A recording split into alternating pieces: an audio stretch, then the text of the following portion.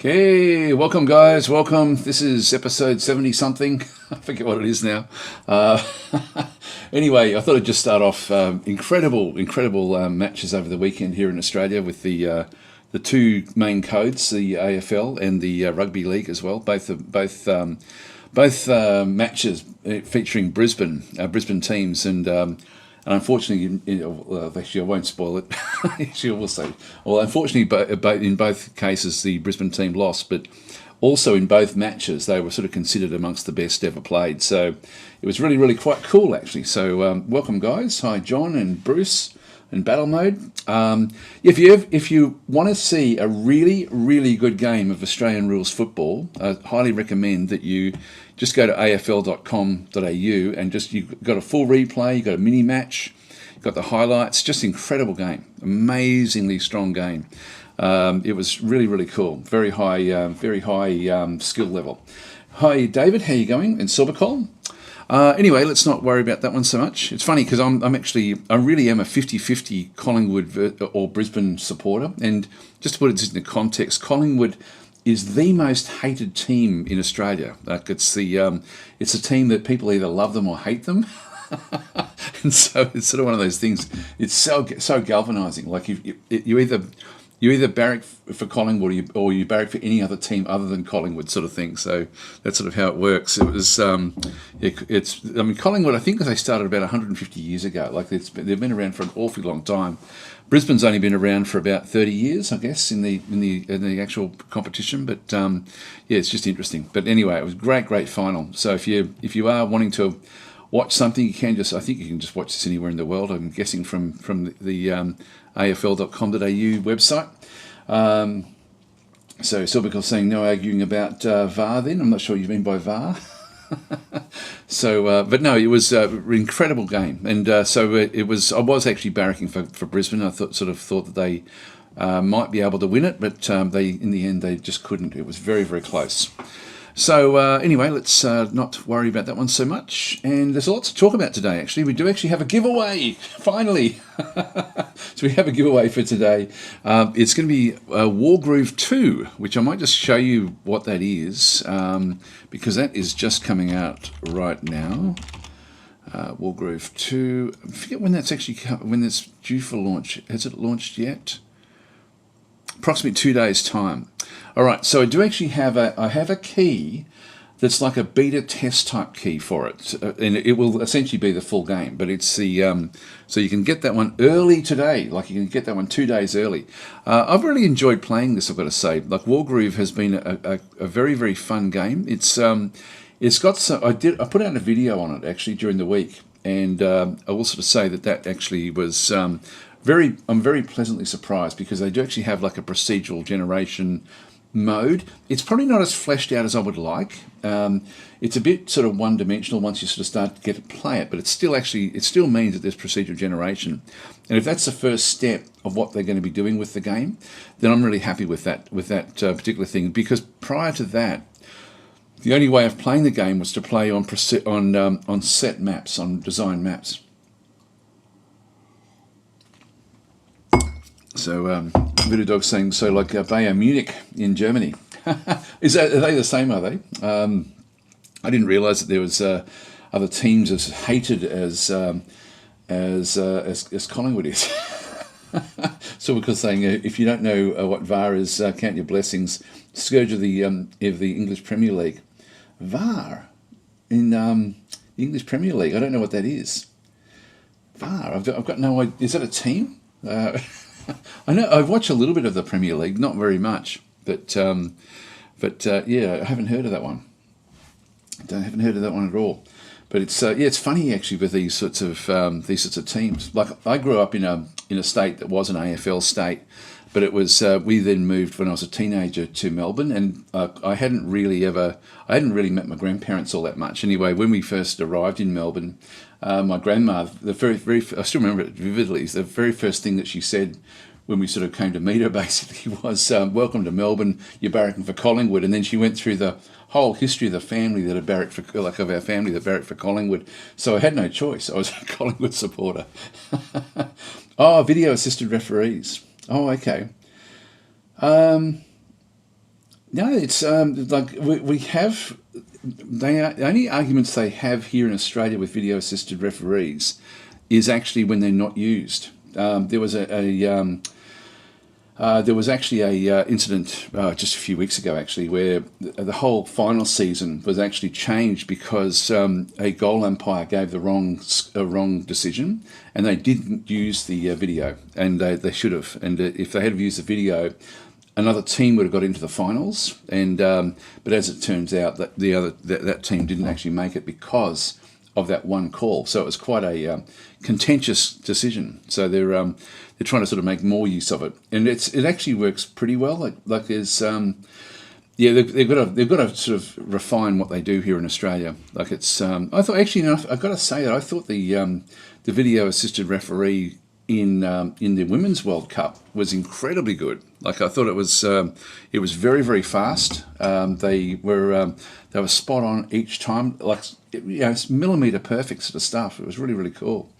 So we're saying, yeah, like the DRS or TMO in cricket. Yeah, there we go. Hi, Drexy, how you going? Yeah, the DRS. See, I think all those things are good. I know that, for example, I don't think India likes to have the DRS system in cricket, but I think every other country does like to have it. So I'm not sure if India's changed their mind in recent years, but yeah, it's interesting. I think it's a good thing. Even if it slows the game down a little bit, I still think it's a good thing. And in rugby, definitely, I think it's critical to be able to double check. They've got some funny rules. There was actually a score tried. A try scored. When was it? It's during the game before the actual grand final, and where there was where if the video referee was allowed to check for forward passes, they wouldn't have allowed one of the tries that had set up the actual grand final. But anyway, interesting sort of stuff.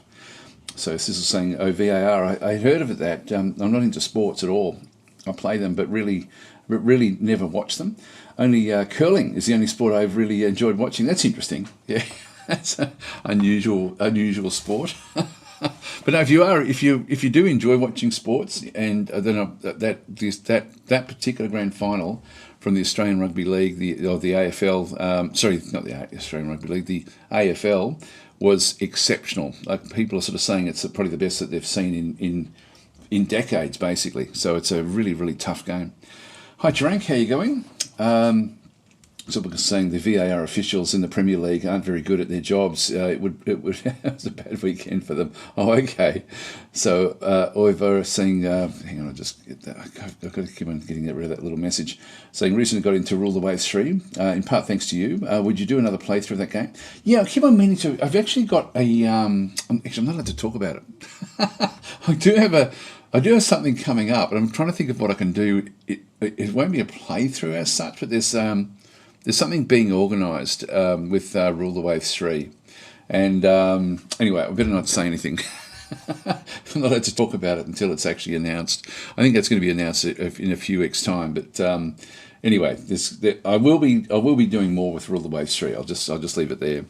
By the way, guys, if you are interested in trying to, because there's so many games now that we're starting to sort of look at, and I am sort of losing track of the chat.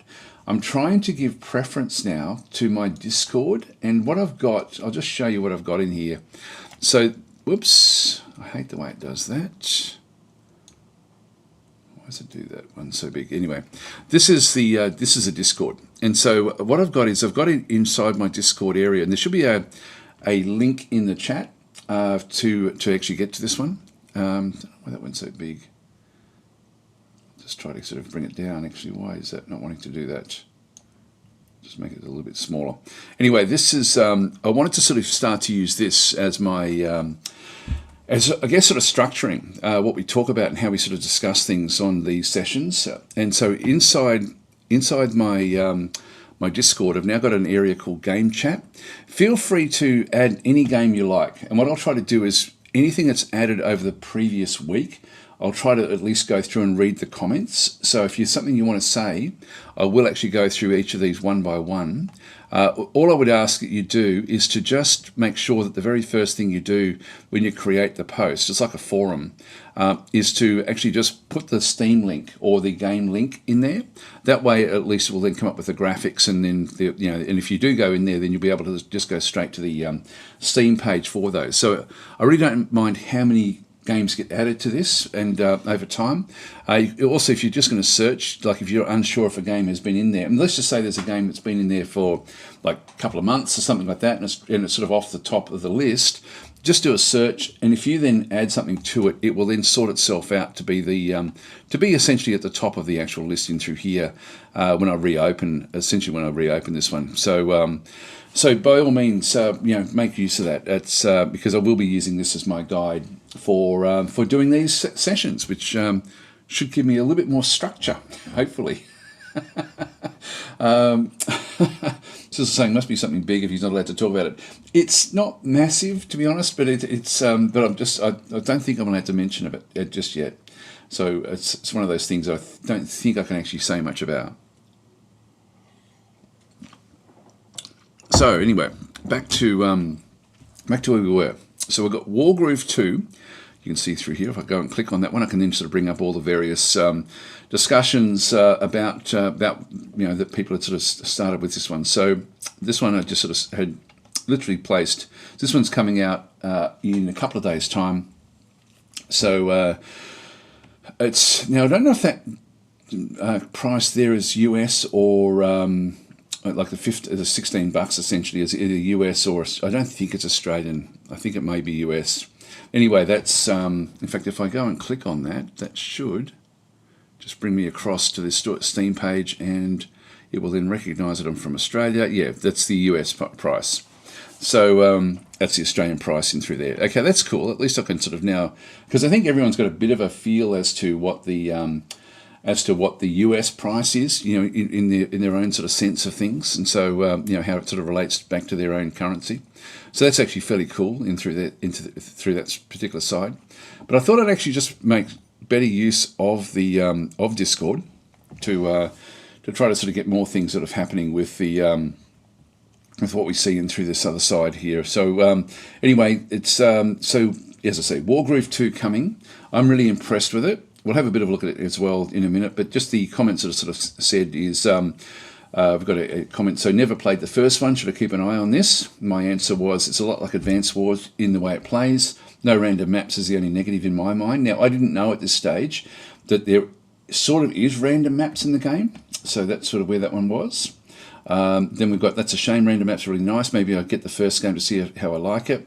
And then I find out sort of after that one.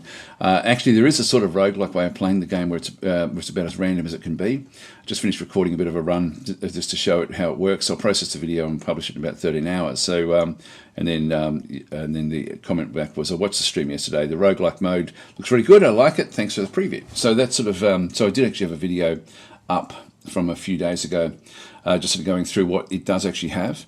It's very pure. Like if you've played Advance Wars or Battle Isle, there's a few other sort of games a bit like it. Anyway, it's a very, very pure, simple way of playing, but it's almost like playing chess, because there's no real luck in the way that the game actually calculates things. So you can plan ahead, but as you start to build it up, it gets exponentially more complex. So because of the more units you bring in. Now, you do actually have all sorts of different ways of playing the game. I might actually show it.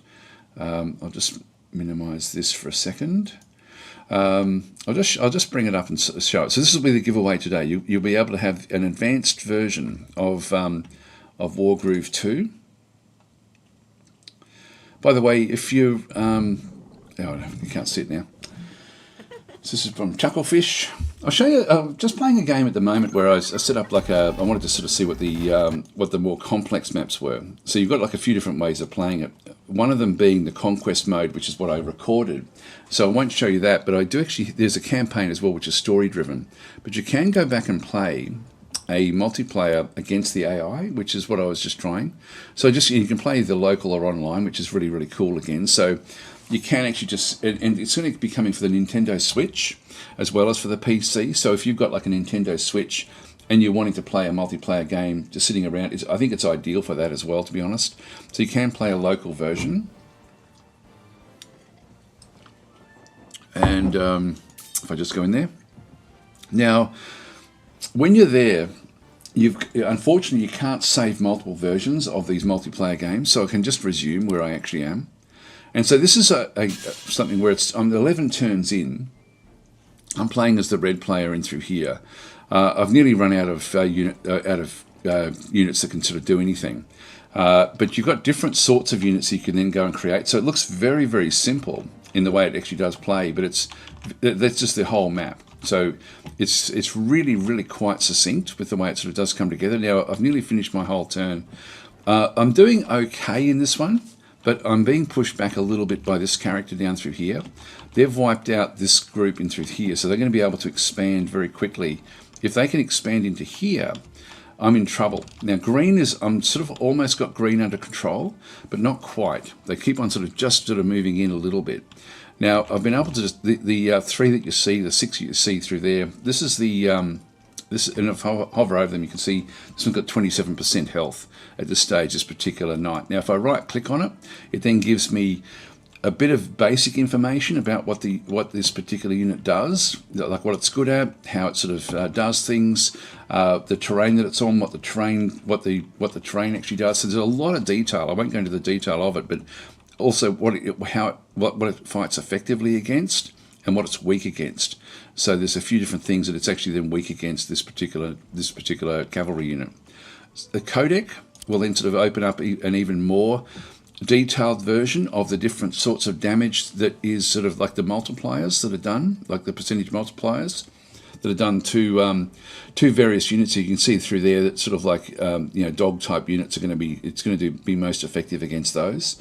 And so you can then just go through all of them. You can sort of toggle the factions to sort of change the different sorts of groups that you're then sort of seeing. So this is I'm playing as the humans in this sort of instance, or the sort of standard faction. But I'm really impressed with it. Like I've been playing for this one. I've been probably playing for about an hour, I guess, and it's been interesting to sort of see how it does come up.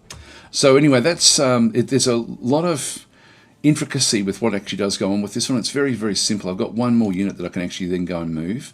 And so, for example, this one here has got full health. I can't target a flying unit. I can't target that flying unit. I can target this one where I can do 60% damage and it will then do 14% damage back. So this one is not damaged at all. This is another swordsman versus my swordsman. And so if I go and attack that one, that's the only one I can actually attack. I can attack this as well, where I do a little bit of damage to it. And but I'd probably be wanting to sort of I do want to get this one done, but not just yet. So what I think I'll do is I'll just end my turn, just so you can sort of see how it does sort of work. Like if hang on, where are we? Close. End turn. It's as I say, a very, very pure sort of a strategy game. Now they're going after my main commander. And if he gets killed, it's game over.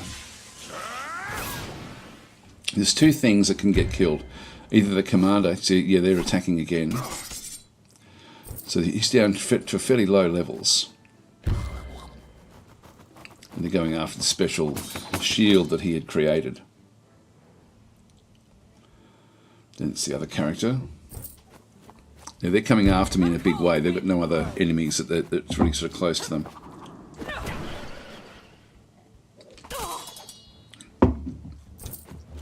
So it's very much like Advance Wars, but with some, I guess, some fairly important sort of changes. Whoa, nearly got rid of that one. They're going after my castle. This is the other thing. If they destroy the castle, then they also win, like I then lose the game as well. So you can either destroy their leader or their castle, one of the two. This is just a building. They've now made it so that nobody controls that building, so I don't get any resources coming back from it.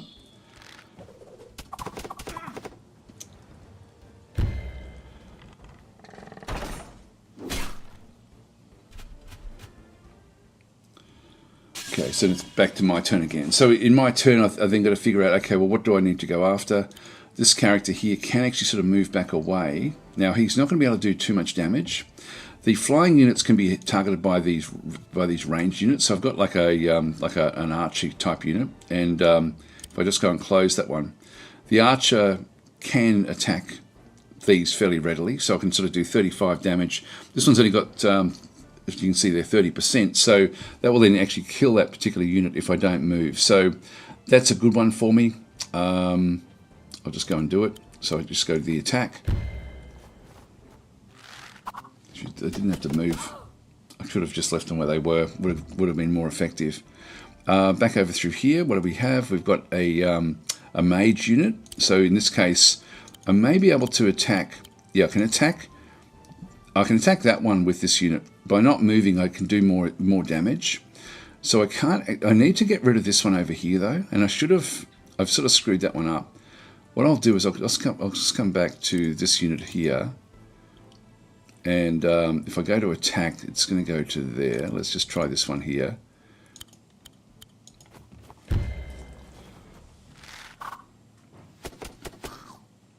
And I think I screwed that one up as well. I did. Yep, can't do an attack there.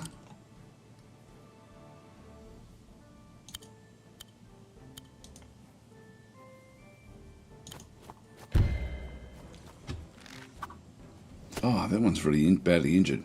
Didn't even realise. Anyway, look, I won't keep on playing, but it is quite a good game. So anyway, that will be the giveaway for later on. I'll cancel that one and just escape. How do I get out of this mission? Suspend, basically, so it just saves the progress, but I can only keep one going at a time. But it's done very, very well. So it's a lot better than the first one. So just because of different modes of play. So anyway, that's Wargroove, which will be coming at the end of the session. So when we do the marble run, that will be the giveaway. Now just reading a few of the other things. So we've got okay, so Sorbicole's saying the VAR officials in the Premier League aren't very good at their jobs. It was a bad weekend for them. And Orvinger is saying, hey, Daz, recently got... Yeah, actually, we did that one, didn't we? We've done those. And Sorbicole's saying, have you seen the Lamplighters League? XCOM alike with a strong Indiana Jones vibe. Given your enjoyment of Xenonauts, I thought it would be something you'd be interested in. I'll if I don't get to it, I may forget by the time we sort of get towards the end of the session, but I don't know that one. No, I don't, sorry. So Sithel's saying he's just trying to downplay the biggest event of the year. No, I'm not allowed to announce it, so I won't actually announce what's going on. I have a Nintendo Switch, one of those new ones, the one's called Steam Deck. Yeah, I'm guessing that this will be a good one for Steam Deck as well, actually, to be honest. It would be a good Steam Deck game. Bruce Riggs is saying, bold strategy, Cotton. Let's see if it pays off for them. What was that about? I don't even know what that one was. So Roger is saying, is there a strategic layer in Wargroove that links the battles together? Yes, there is. In the new version, in the new mode of play, all the damage that is done to your group and the group that you then build up, and you can buy different units as you go. Any damage, the group you have then goes from map to map to map to map to map. So you've got to manage them through the whole progression. And in fact, that's the fun aspect of the game, is actually managing your team essentially through the whole run. And so it's a bit like a Slay the Spire. The maps are smaller, but it's really only you've only got like limited units you can sort of acquire along the way. So it actually works very, very well. They've done it incredibly well, actually. I'm really, really impressed with it, or where they're heading with it. So I'm hoping it will, just keep on improving and improving. Okay. So Bruce was in saying, sorry, I had my stream delayed. It was when they did a suicidal attack against your commander. Oh, okay. Yeah, no, it's the commander is, if they can kill the commander off, then basically they win that particular, that's the end of that particular game. So the goal is to kill the commander or kill your main city. But there's different ways of playing the game as well. Like there's a lot of different ways. There's story modes as well. There's heaps of different modes, and it is, as I say, it's almost like if you enjoy chess type games, I think you'll love Wargroove. So anyway, that's Wargroove. They're going to be the giveaway for later on today. Let's have a look at a few of the other things that have been mentioned in Discord. That was the whole idea of doing these ones. So we've got now Heroes of the Nile. Sorry, this is the Heroes of the Nile DLC is releases on October the 4th as well. So this one's coming very, very soon. And I haven't played this one yet. I've got it working. It wasn't working last week, but I do actually now have it working, but I haven't actually played it much. So I'll just read what people are sort of saying about it. This one seemed to attract a bit of attention. Okay, so saying, wow, I can't believe I heard it here first. I'm an eternal lurker of the Old World official Discord. Okay, so yeah, a few of them are sort of saying, because I literally got it and then basically put it in the Discord. So I'm going to be trying to do that as I get games. I'll just try to sort of add in things. I'll see how it goes as well, by the way. Like if this ends up not being good for you guys, then I'll abandon it. But at this stage, I'm sort of happy enough with what's actually happening. So, yeah, we've got a few different things in through here. Looks like they just announced it in the Old World Discord. And so Old World is a very good game, but unfortunately didn't seem to sell well as it should have. They improved the AI significantly over the last several patches as well. So I love hearing this sort of stuff from people who play the games. Like, you know, get a bit of perspective. It certainly helps me round out what I'm thinking as well. So anyway, it's interesting to sort of hear people like say these sorts of things. So this is actually fairly cool. I think that the reason I thought Old World actually sold pretty well. I thought it was actually fairly successful, particularly for a game that came from Epic, the Epic Game Store, and then across to Steam. I thought it actually did a pretty good Steam release. Then we've got, I think one major issue is it's hard to interpret what the game is like to play from looking at it. You don't really know what anything means without giving it a test run. And we've got another one saying, I haven't played Old World in a while, but I do recall getting rolled by the AI at least once, and now it's even better. I might need to go back and have another go carefully. It's the best I've found so far as tweaking the game setup to your taste. My big problem with Old World is that the UI bugged me a lot. Everything was so small and dense, even with adjusted accessibility settings. And that's coming from somebody who was able to use Distant Worlds 2 and Shadow Empire's UI for hundreds of hours. It's funny, some games you just don't warm to. It's just funny. Red Rum was sort of saying, interesting. I definitely thought Old World had a better UI than Shadow Empire. Both great games, though. I thought, yeah, look, to be honest, I thought it did as well. I think Old World, for me, it looks fairly functional. Yeah, I mean, last week we were talking about the perceived problems with the look of Millennia, the one that's the new game that announced by Paradox, from what we could sort of see from the screenshots, and it's interesting because I think that Old World, it's sort of for me, it's a cleaner look to it overall. I do prefer the old. I might even open that up and have a bit of a look at it. Just get into it, just get into the start of a game and just sort of see what that does look like. Really makes a difference. Is one reason coming back to the game like Galactic Civ 4 is really it's due to how nice the interfaces are compared to something like Old World, which I agree with you on that. So a few of you are sort of saying that that in this case the user interface is a problem for you. Let's have a look and see what that looks like. So I haven't read a lot of these. I've read some, but not all of them. So we'll open it up and have a look at the user interface. I thought it was functional, actually, to be honest. It hasn't really bothered me. Just reading a few of the comments while this does load up. So Battle Mode saying, I loved Advance Wars and its sequels. And saying, I have Wargroove. I haven't played it, though. It's a good game. It's a very, very good game.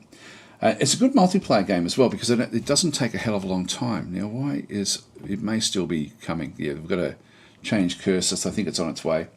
Drexy's saying new UFO game. I'm not sure what that is. And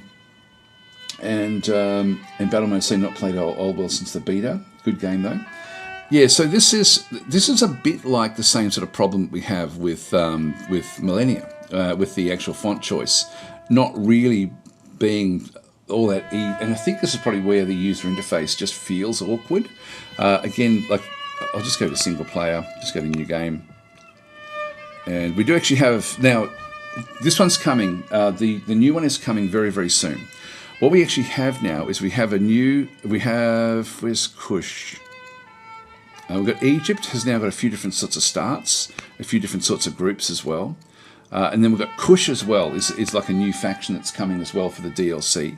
So let's just go next with this one here, for example. I'll just go whatever the settings actually are.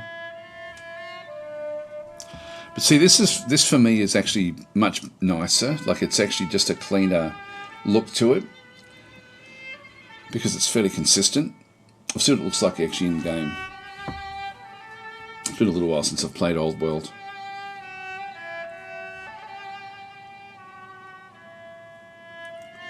So Bruce Riggs is saying, "Oh, I don't think I've seen this game before." If you mean Old World, it's like Civ but without the ages, and for me that makes it a much better game than Civ or any of the other games. I hate ages in games, especially in the Old World. So yeah, this one is like could be better with a different font choice. This is another poor font choice, but at least the sizing looks fairly. Yeah, so this actually does suffer from a lot of the same problems that Millennia suffers from. That combination of using serif fonts for the headlines, and then but the serif font isn't even easy to read. The sans serif font like this is actually not too bad. It's certainly better than what Millennia had, but it's not because it does look like a screen type font rather than just being like an Arial type font.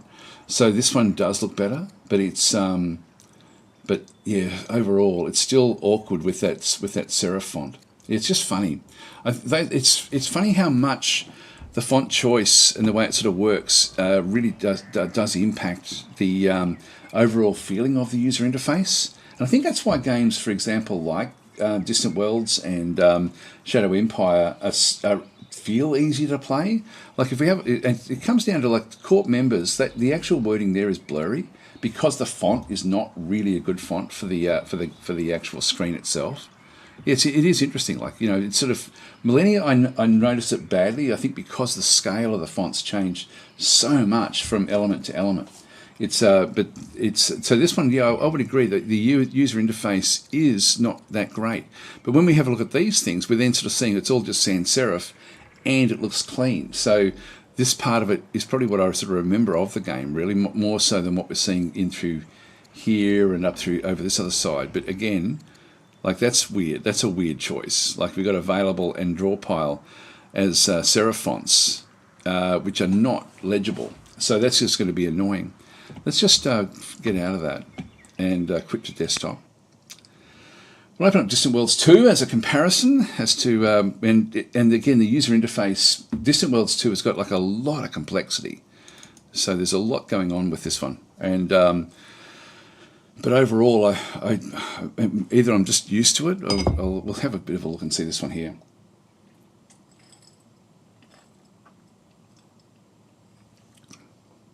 Hi, Sir Coin. Anybody else that's joined us? Yeah, so Sithil's saying Kush is interesting. There we go. And Battleman's saying, yeah, Civ, but constrained to the ancient era, which I just wish that they all were. Like, yeah, I just don't like the contriving to go through eras. For me, is not a very interesting way of playing games. Although I've got to say, the Millennia aspect of doing that does seem interesting. So that aspect I think will be good. Certainly more interesting than Civ. So Battle Mode Sensor saying yes. Sorry, I'm not a big fan of the constant events you have to react to. Although I don't know if they've changed that. I think it's still there. So you can see in through here, very very clean font choice. You know, all the way through, everything is consistent. If I just go and just open up a current game and have a bit of a look. Like they're using like an unusual font for some of their, actually for a lot of what they're doing, but it's still very legible. And I think that makes it seem, even though it's complicated, and even though the positioning of things may not be the best positioning of stuff, the overall effect looks good. Certainly better than Distant Worlds 1. Distant Worlds 1 was an absolute mess. Okay, just reading a few more.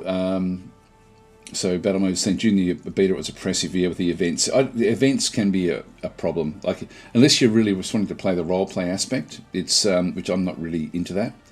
So people are saying it's Civ with the Crusader Kings module. It works mostly. It mostly works, yeah. I mean that was the idea, wasn't it? To sort of have that role play interaction a little bit. Battle Mode saying it was like reading a book rather than playing a game at one point. I think that's why I never went back to it. The 4X side of things was good though, and the combat is interesting too. So book was saying the problem with events is eventually they become meaningless. Yeah, once you get too many of them. I agree 100%. And there's some games that the events are good at a point. See how, again, the font choice is consistent everywhere. Just basically one font choice. Now, these are blurry. Like when you have a look on the map, you can sort of see when I hover over it becomes clear. This is actually something I've complained about way, way back, because it's always been that way, and it shouldn't be. It should be clean. So this blurriness of fonts is not a good idea. It's not good the way it does do that. It shouldn't do that, and I don't know why it does. It's fine when you hover over it, but then when I go off, we've then got blurry names. Now, I think I may have just gotten used to it, but overall, the overall look of this is fairly clean. Like if we go back into, for example, where's one that's going to have a lot of different detail. It just is. It's essentially one font, or like a couple of fonts that are very, very clean in the way that they sort of are presented.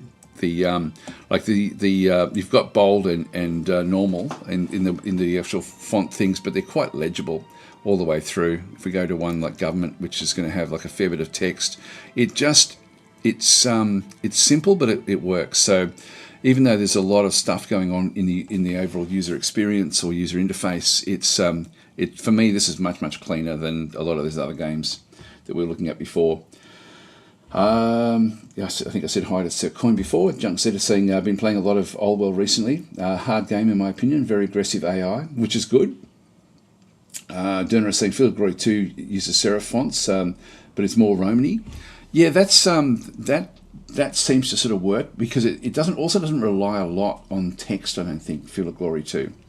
But I'm saying that Ray Fowler told me to turn off the events in Old World, makes it a much better game. Apparently you can do it. Oh, really? I didn't know that. I'm going to have to look at that. If that's the case, then that would be good. And Derner is saying Europa Universalis 2 was a wait for stability drop event simulator. Voodoo Dog saying, never thought of Old World because of all the events. These random pop-ups feel meaningless. And one of the reasons I don't play CK3, for example.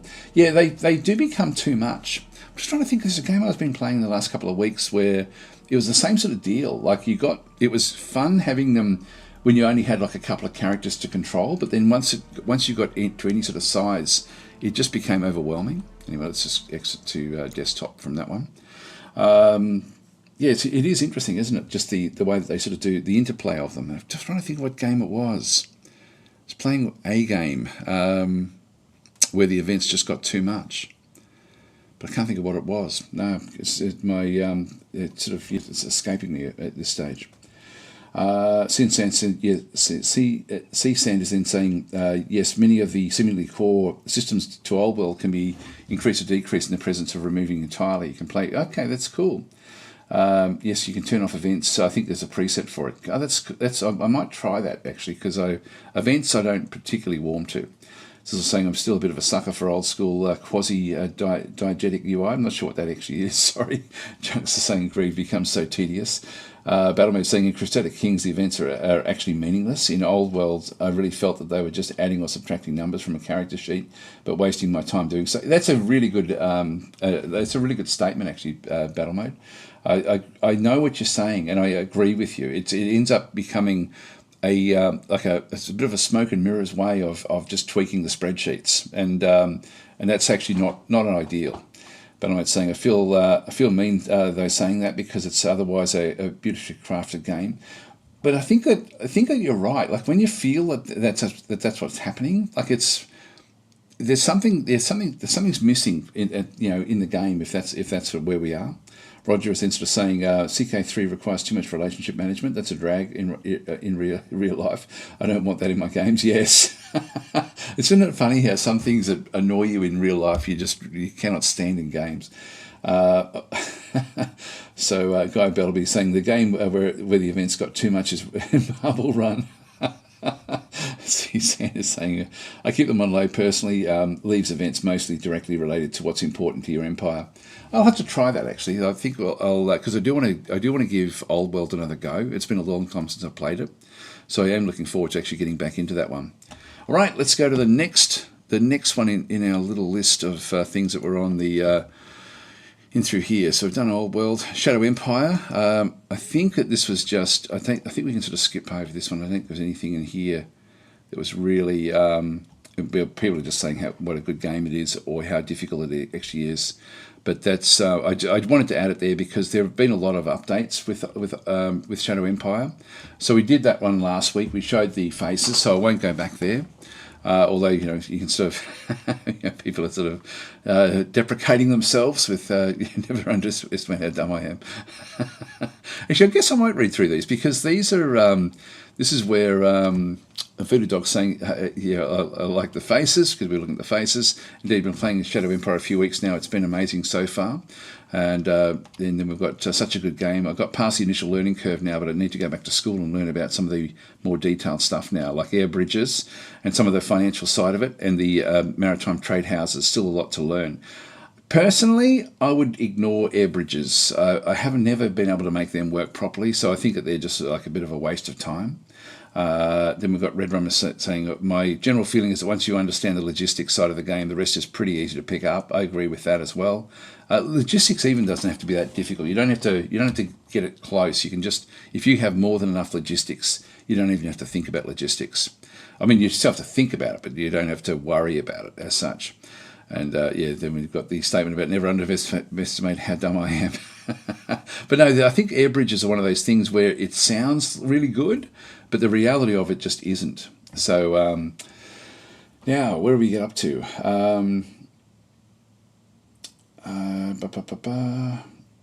So Gary Oak is saying, in Shadow Empire, I will ask Vic if he can include a third option about the MTH events so that you don't get spammed. That's true. They are annoying. They do get annoying. That's a game where the MTH events do just become too much. I agree with you there, Gary. It's so that's actually something. I actually don't like playing with the MTH anymore, and I don't know if that may be the reason why. I think that there was some work done, but that was a couple of months ago to try to sort of make it more streamlined. This is saying when I say diegetic UI, I mean UI that tries to look like it was part of the world, like you're interacting with a radio in a Cold War game or a Crystal Ball with a 4X Magic Fantasy game. Yeah, what was that in relation? I'll just scroll back up still a bit of a sucker for old school quasi-diegetic UI. I've never heard that term. That's a really nice term, and I agree with you. It's sort of like, and that's where I think that. It should feel like like the user interface should give you the personality of the of what you're playing, and so having things sort of connected to that is really, really interesting. There's you can see I've got down here Solium Infernum. This is a game. I don't know if I'm allowed to talk about it. Actually, I've put it in there. Actually, I'm allowed to show it in a few days' time. So I'm not allowed to show it yet, but that, I think, is one of those games where the overall feel of it really feels so good. This is the new version coming. I'll talk about a few of these because there's a few games coming up with the Steam Next Fest where they're going to be which is coming up next week. So next week we'll probably be doing a Next Fest sort of run as to what's actually coming into Next Fest. So I won't spend too much time with the games that are coming to Next Fest. But Solium Infernum does have a beautiful user interface with the way that one sort of has been put together. But not so much where you're actually sort of directly interacting with elements, I guess, or objects. Okay, Derna is saying, even the most well-written wall of text is a wall of text. Yeah, Battle Brothers had a lot of that. Yes, I agree. Battle Brothers was way too much, actually. It was well written, but it was self-indulgent, I would say. It was sort of... I don't like user interfaces. Sorry, I don't like text that is self-indulgent. A game that I do really like that I've been playing a lot of lately, that where it's fairly succinct and it used to not be, is Galactic Civilizations 4. I remember Galactic Civilizations 3 was very verbose from what I can remember of it with the events. You had to read a lot of stuff just to figure things out. They seem to have cleaned that up a lot in Gal Civ 4. It seemed to be sort of more direct as to what's going on. To a degree, anyway. But yeah, I know what you mean. Like you don't like some people like it. I certainly don't. And Battle Brothers was a good example of just way too much. Vidudok saying, I wanted to give Old World a try. Do I need the DLCs? I don't think so. No, I would say no. In fact, Battle Mode's then saying a bit further on, saying no. Hi Oliver, how are you going? and Battlemode's saying it was a great game without the DLC. It's funny, I did a surf patrol yesterday, and I was talking to some of the young guys there. We were talking about, like, it was funny, like, it's funny talking with, like, these are guys, but they're, I don't even know if they hit 20 yet. I think they may be in their late teens. Actually, no, they would be 20, probably 21, 22. Anyway, we were talking about strategy games and different sorts of things, and and it was interesting because they gravitate to more real-time type games. And so they were telling me about a game that's coming up that's a little bit more like Supreme Commander, which I had a look at it and thought, nah, it's not the sort of, like, not Supreme Commander, but this, and I even forget what the game is called that they were sort of talking about, but they were looking forward to that. They had tried Distant Worlds 2 and didn't enjoy that when they tried it, but they're going to go back and have another look at it. But the other one we were talking about was Gladius. They'd never even heard of it. And that there as well, like when we sort of talking about DLCs, it was, for me, that's one of the big selling points of Gladius, is that you can play the original game. You don't need any of the DLC to actually really get an evaluation whether you like the game or not. And so yeah, and I think Old World is exactly the same as well. I think there's enough content without the DLC to actually really get a feel for whether you want the DLC. Whereas a lot of other games really rely on the DLC, but Gladius, Old World, those sorts of games just don't. So Battlemode's saying Soren Johnson makes good games. That this is no different. Yes. So Airbridge is a waste of time, says Battlemode. Is that sacrilege? Is it? I just can never get them to work properly. Donna's saying I have only 2 criticisms of Shadow Empires. The AI turns take forever, and the AI always uses simplified logistics. It actually doesn't use simplified logistics. This is actually a common misconception about Shadow Empire. If you have a look in the manual, and it's almost worth doing this. I don't know if I've got a manual easy. Actually, I think I'll be able to show it. I'll just open her up. Just bear with me. We'll do this one because I think this is actually important. Actually, as you can see, Battlemode saying, "Man, you should check out my Oceania game." I can see that being important. Actually, I can see going across oceans. Yeah, that would be the only reason to use an air bridge. But if you could do it any other way, surely you would do it any other way. Anyway, let's just open up Shadow Empire and just see if the manual is in the initial link. There it is. And because one of the things that Vic has done is most devs don't show you what the cheats are, like, how the AI, or what the differences are with the AI, and I think this, in one sense, it made it so that people were able to like, when they found out that it was actually what the AI was doing, and it wasn't hidden away, they then started to criticise the game for that. But what Vic had done was he had actually just showed you exactly what they get, and it's actually not that bad. Notes on AI concerning MTHs. So there is sort of stuff where that's all the MTH stuff. AI rule differences. This is actually what the AI does get. Now, I thought there was a little dialogue with it. So the AI rule. The AI gets free air-based construction, but still has to pay for their operating costs. So they can build them for free, but they still have to then pay the upkeep of fuel. The AI aircraft does not have minimum airbase levels, but still needs an airbase to operate. Again, I sort of wish that the human had that as well. I find the airbases, I find it a bit crazy, like having to build up such massive airbases to do not much. Okay, so actually this is all to do with the AI. So the AI does not try to establish air bridges as for now, so they can't use air bridges, so they don't get the benefit of that. The AI does not get reduced max readiness or readiness regained for insufficient airbase points. So they basically get a bit of a free ride with that one through there. So there's a little bit more that they get to do with like aircraft, and of course the reason for that is just to try to sort of get things happening. That's all the air forces. We've got AI rule differences back in through here. So here we go. This is actually what I was looking for. So this one does show you what the rules are and how things actually then do work. And so you've got the major regime AIs, you've got the minor regime AIs, and then the unaligned AI. And so essentially combat is pretty much the same rules all the way through. But if we have a look at logistic networks, and so the major regime AIs get free dirt road construction. Just see if I can zoom in a little bit there. So this is where people actually felt it was unfair. Free dirt road construction and free logistic points and action point range on its city. So it's so it does get to be able to push things out from their cities, and that's to make them more aggressive. And the free dirt road construction was so that they can keep on trying to be more aggressive, because the human player does have the option, like they've got to. It's easier for a human to figure out the best way through different aspects. The units get supplied as militia. This is actually for the minor regimes. They get supplied as militia, but supplies do not pass through an SHQ, but units do not. So they still need to have the SHQ connection, the majors. So, and this is where people, I think, get a bit confused that the AI can just do anything they like with the logistics. They really can't.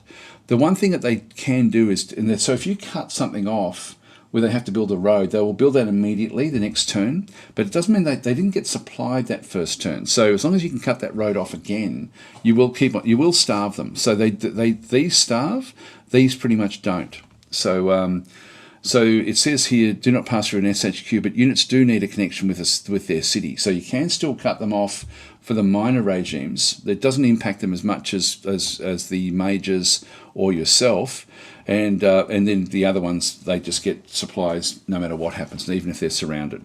But yeah, there's a few different sorts of things, and there's other benefits as well. Like, for example, the leader levels. Like, the human player gets more benefit from leaders. So it's a mix of things, but it's nowhere near as bad as what people think it is. Anyway, I won't go to it in detail, but yeah, if you're interested, have a look at it, because it's nowhere near as bad if you've got the game. Like if you wanted to sort of read that one through there. Okay, so sorry guys, I'm still off the top of this one through here. And actually, as far as the AI taking turns forever, I haven't struck that either. Maybe I've just got a more powerful computer. That may be what it is. So Gary Oak is saying, yeah, the recruits, veterans, etc. still have the old faces in Shadow Empire. Yeah, they probably will. But I was saying, actually, will they? They should be new. They should be new. Unless they're existing. I haven't really played much with the new game. So Battlemate was saying I was using air bridges to link 3 continents together. I thought it was cheaper to use the maritime trade houses than air links, to be honest. And so Coin is then saying Shadow Empires really is going from strength to strength. It's already good and now it's becoming amazing. Yeah, it's a really amazing game. So Battlemate saying I love diegetic UI too, but games developers are all using the same UI now. And it's one of those unpopular opinions that I have, that generic user interfaces are likely the reason why people get so bored of new games so quickly. Yeah, that's an interesting point as well, actually. And I think that when we look at things, I mean, games do look different, I guess, to a degree, but they've got the same approach, I guess, because they're mainly sort of using engines like Unity and stuff like that, which even though they can put different things in, it's still a fairly common approach. So Dana is saying to Gary Oak, the 3D graphics are charmingly hideous. So Captain Canuck is saying beyond all reason. What's that one? I'm not sure what you're referring to there. Junks is saying, oh man, Supreme Commander, nothing like it. Yeah, it's funny talking to these young guys, just how much they really, there's this game coming. I looked it up and I'll see if I can find it. It's maybe something that you guys are interested in. I really wasn't. God, what was it called? If I just look up Supreme Commander.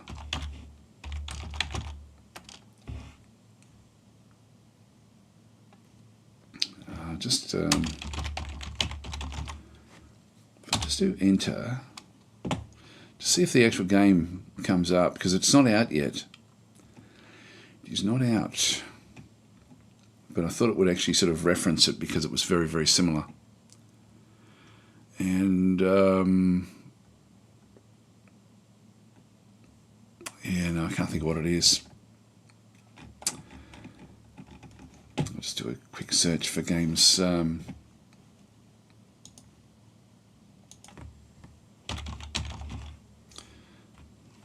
that one? Game like Supreme Commander. So I was just doing that one through there. 0K? I don't think that was it. That's this one here. This one's in February of this year, and it's only a recent game. I think I saw it in here somewhere. Forged Alliance. Beyond All Reason. Oh, that's the... Okay, there we go. There's the... so that was just mentioned there by... yeah, so a few of you are saying Beyond All Reason. We'll have a look at that one in just a second.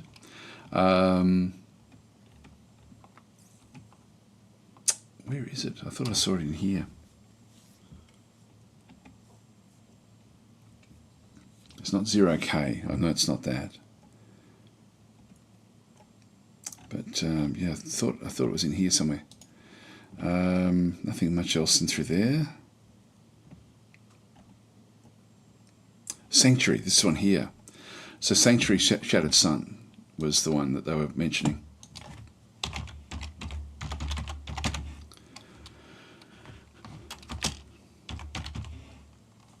That's it there, which is coming out. And I might just show it because I was having a look at it. It didn't impress me much, to be honest, and I don't really warm to these type of games. I think we can put the sound on. So it's very much like Supreme Commander.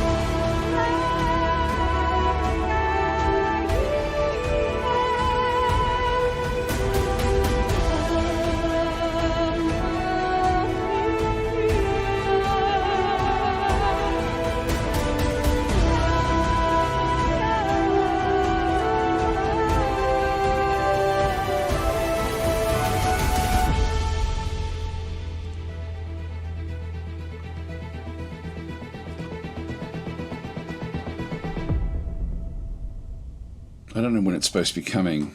This one here, it's to be announced.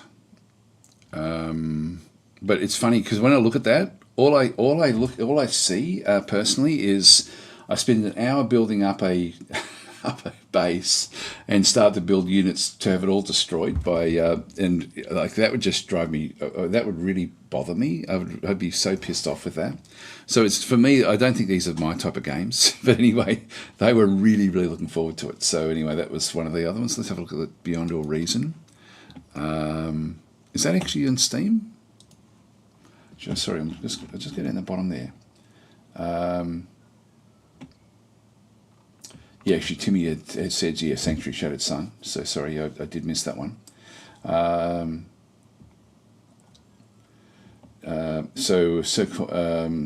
Sequoia said, not sure what it does differently though. Also, nukes are the least interesting part of. Yeah, I find it's the nukes where it's suddenly everything you've built up is gone, and I'm just think that's why I don't like Factorio and those sort of games as well. Like, I mean, I don't mind them, but it's just the fact that you've then got to physically go back in and rebuild everything. It really bothers me with these sort of games. Yeah, I just don't like it. I'm gonna have to go back up. So actually, yeah, we go. Captain Canuck is saying up even further. Shattered Sun is a new Supreme Commander-like game coming out. There we go. You did actually mention that way up the top there. I should have just looked at the chat to sort of see what we were talking about. But this one, as they sort of say, like they're really looking forward to it. Apparently, there's a lot of what they've been doing in the actual development of it they've done a lot more clever things than with the way the AI plays the game. See, for me, the players can expect to control up to 10,000 units, brawling it out on a 40 by. I don't care about that. I just don't care. I don't want that. Like, I don't want a real-time game where I'm controlling 1,000,000 units. That's not interesting for me. I'd much prefer to be controlling 3 or 4 units. And like battle mechs or something like that would be much, much more interesting to me than a whole swathe of different units. But that's just me, I guess. It's high performance. Apparently they've been doing an awful lot on optimizing and also getting the AI really, really sort of stringent from what I was told anyway. So that's one is coming. Let's have a quick look at the Beyond All Reason. Beyond, is it on Steam? Doesn't look like it is. Okay, it's not a Steam game. All right, so is it just in here? Is it just a? I'm not sure how this one plays. So is this just a web-based game? Epic scale RTS experience you've been waiting for. Look, I won't look at it so much if it's not an actual game that you download. I don't really sort of try to cover web-based games too much. It does look like Supreme Commander though. Back through here. So let's not worry about that one in that case. Now, sorry guys, I'm now gone way beyond where we are. This is why I'm sort of trying to try to constrain what happens with the chat so that we can sort of keep things going a little bit. I'll just have a quick skim through the chat. I'm going to sort of bypass a lot of things. I'll just look at anything that's got the Battleman saying you only look at the Air Force update difference. Yeah, that was earlier, so that was a long time ago. So I'll just go past. Yep, Shattered Sun is a new Supreme Commander-like game. So if you do like it, apparently that one it is looking good. Then Timmy had mentioned it as well. Just keep on skimming past. Sorry guys, I'm just going to go straight back down. I don't know whether you want me to just read all the comments. It can take a long time when I do that.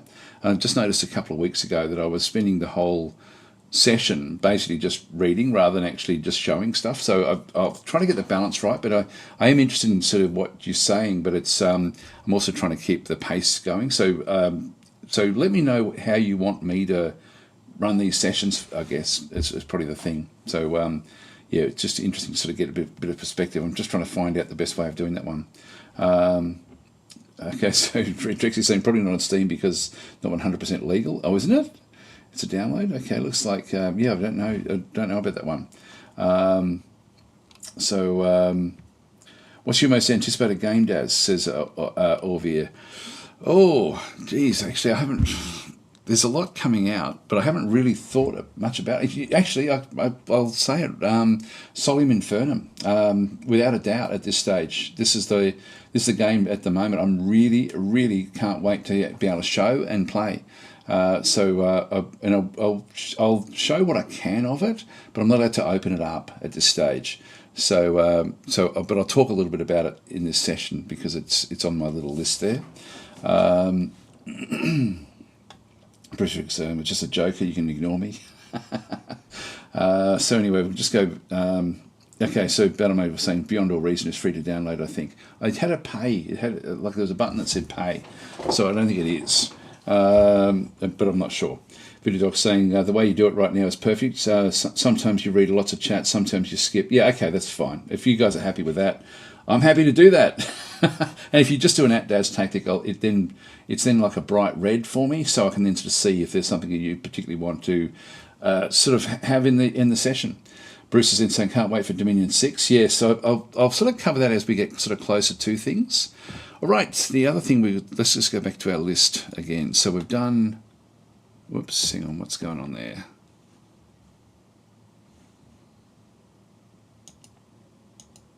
There we go. So Shadow Empire we've done, Old World we've done, Wargroove we've done, Solum Infernum. So this for me is the most interesting game that's going to be coming out fairly soon. Now, if we go and have a look at the actual page itself, there is a web page for it. Now, Solum Infernum, was a game that came out. I'll just make sure that that doesn't play. Came out 15 odd years ago. There's going to be a demo coming for the next week, essentially, for it.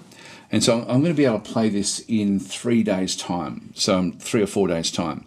So I'm looking forward to being able to show you this one, because I did play a lot of the original game.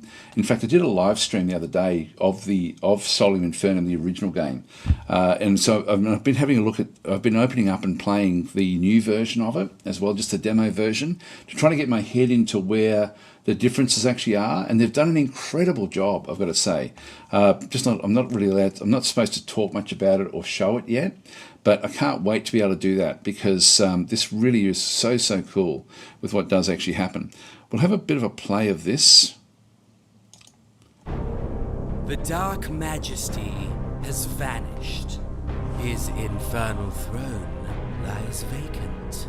All that stands between you and eternal power is hell itself. Use dark rituals to curse your rivals. Torment them with clever insults and demands. Gather your praetors and marshal your infernal legions. Know your enemies and plot their downfall. After all, what is hell but other people?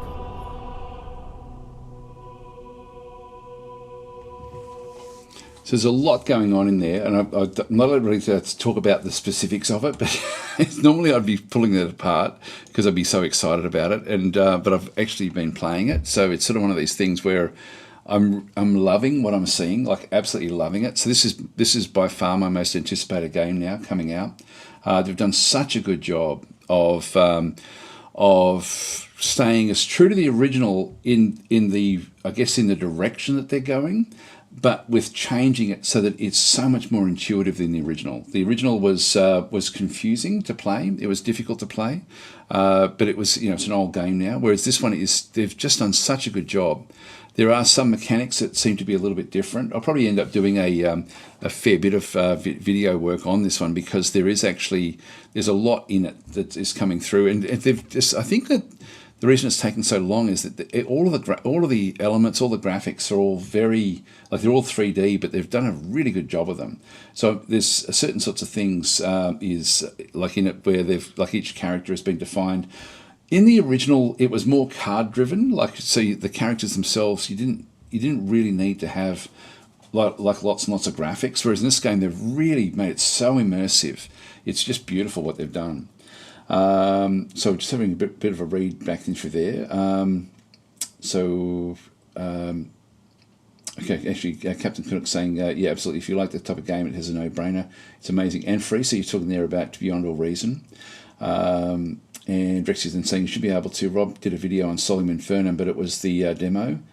So I've only got the demo, but no, I've definitely had my instruction was I'm not allowed to actually, because I've written it up there. I'm not allowed to do anything at all about it until for 3 more days, and then I'm allowed to start putting content up, because what they want is the timing to be just a couple of days out from the Steam Next Fest. So that's the reason that I've been given that instruction.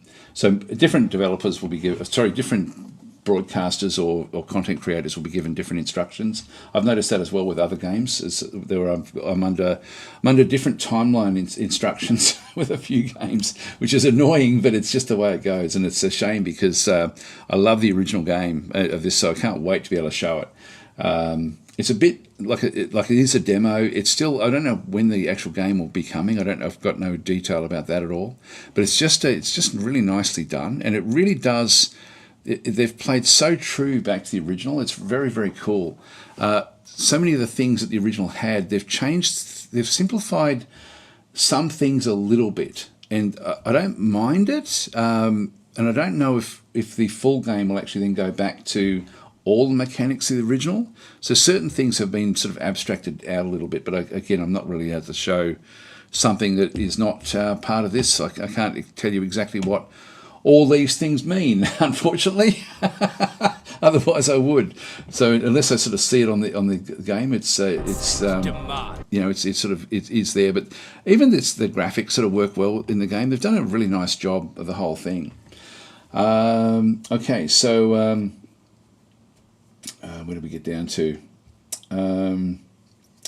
But am I saying I think it was Vic Davis Cryptic Comet, same dev as Armageddon Empires. Yes, the same one through there.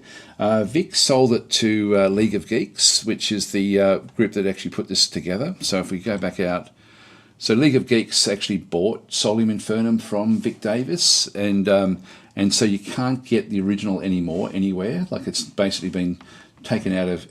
I've got a copy on my computer, so I've actually had it on my computer since 2009, basically.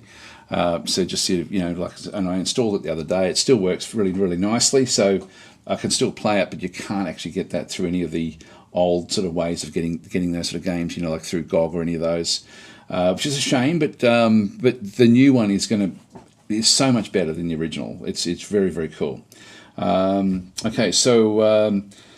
Cecil's saying, I'm looking forward to Solium Infernum. Seems interesting. And I don't know if I like it because I love the original so much. It was just so pure, the game mechanics, and this one as well. Like there's a lot of choice in the game, a lot of strategic choice, and you got to really be careful which way you go with things. It's sort of one of these games that you can play it fairly easily, but it's becomes very difficult to master. And there's so many different ways of approaching it and playing it as well. Like there's all sorts of different ways of actually. It's not a one-dimensional game at all. Like it's very asymmetric in the approach, even just the approach you play. Even though you're using the same dynamics as everyone else, you're not the same character as everyone else. And I can't really say much without being able to. Show the game basically, and even the demo is constrained to a very, very small number of factions from what I can sort of see there.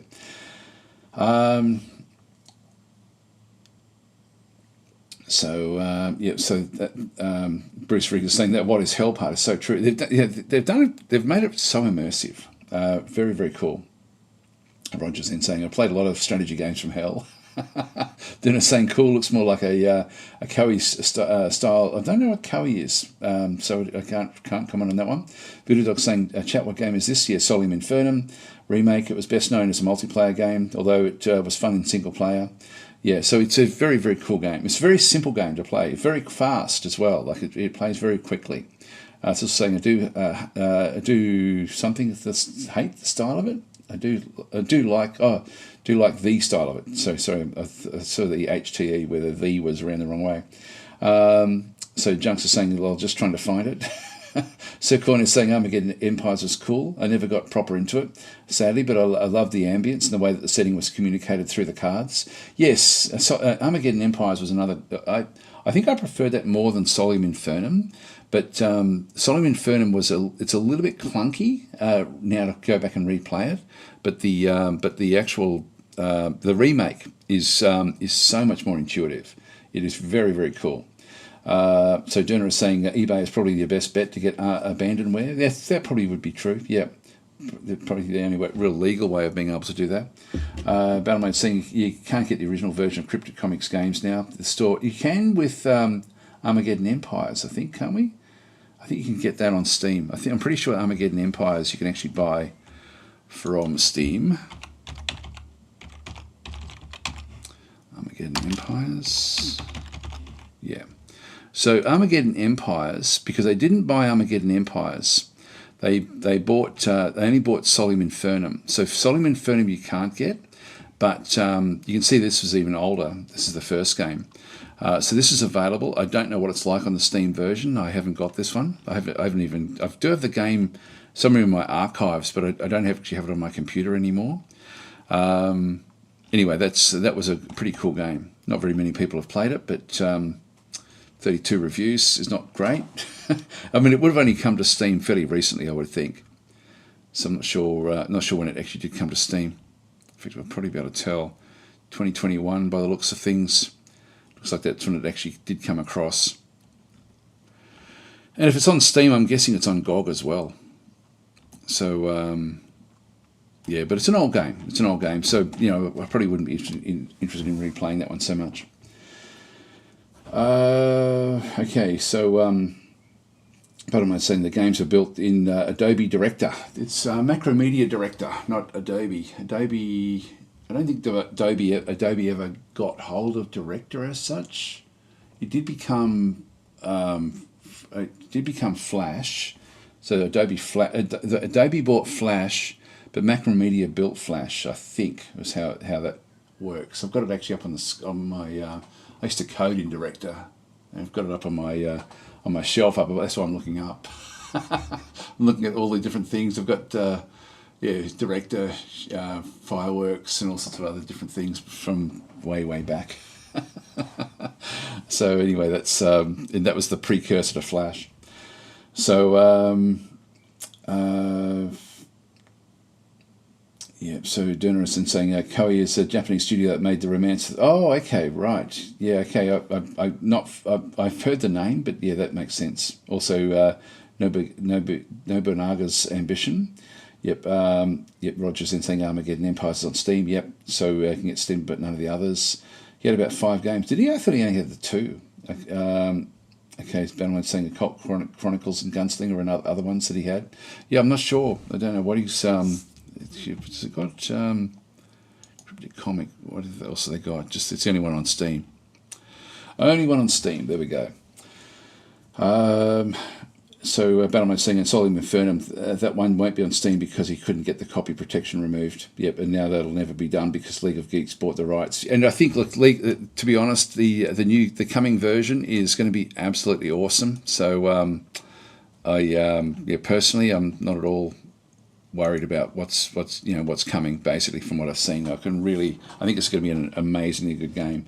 I hope it's going to be as approachable, like to people like myself who've played the original, as it will be for new players, because there's a lot of mechanics in the original game, like a lot of mechanics. It's not an easy game.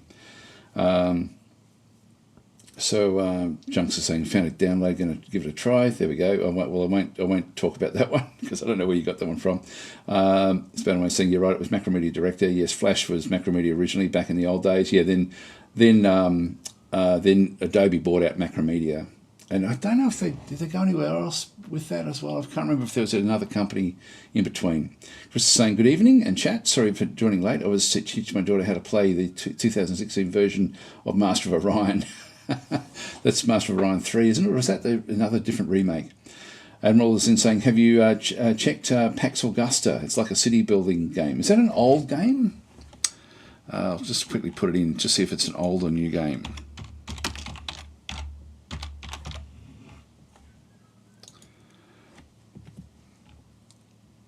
Oh yeah, that's coming soon. Okay. Well, I won't spend any time on that one. What was the game that came out where they had the release date? They put Roman numerals in there. That was really cool. I forget what that one was. I can't think of what that one actually was. So I don't know that one. We won't have a look at that one because we've got too many other things to get through. So Solemn Infernum, definitely you can see through here. I'm super curious to play this. I think it's going to be great. League of Geeks is great, Australian developer. Were you a fan of the other titles such as Armello? Yes, they did Armello, which is great. Different genre, but their quality and style shows through between them. Mainly I watched your stream when you spoke on fonts. Yeah, okay. And now I can't stop noticing these details in games and what developers choose. And again, Solemn Infernum really does look good. Like it's beautifully done, but the way that they've sort of done the new version.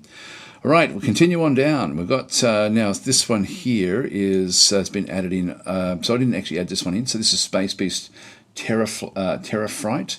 So we've got, hey Daz, have you when you played USC Counterforce, you mentioned that you enjoyed Space Hulk.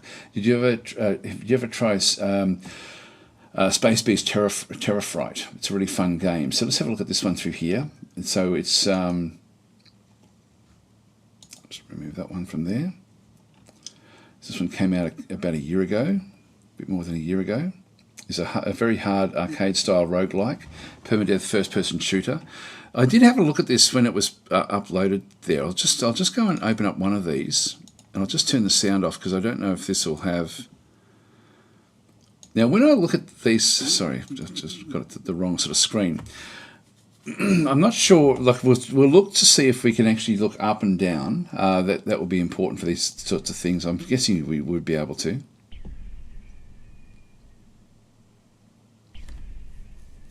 Danger. Emergency. Sorry, this is all. I'll just get the sound off.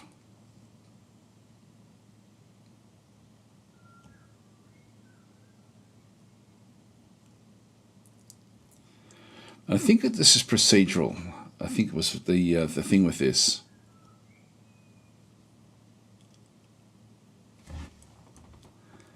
That looks confusing.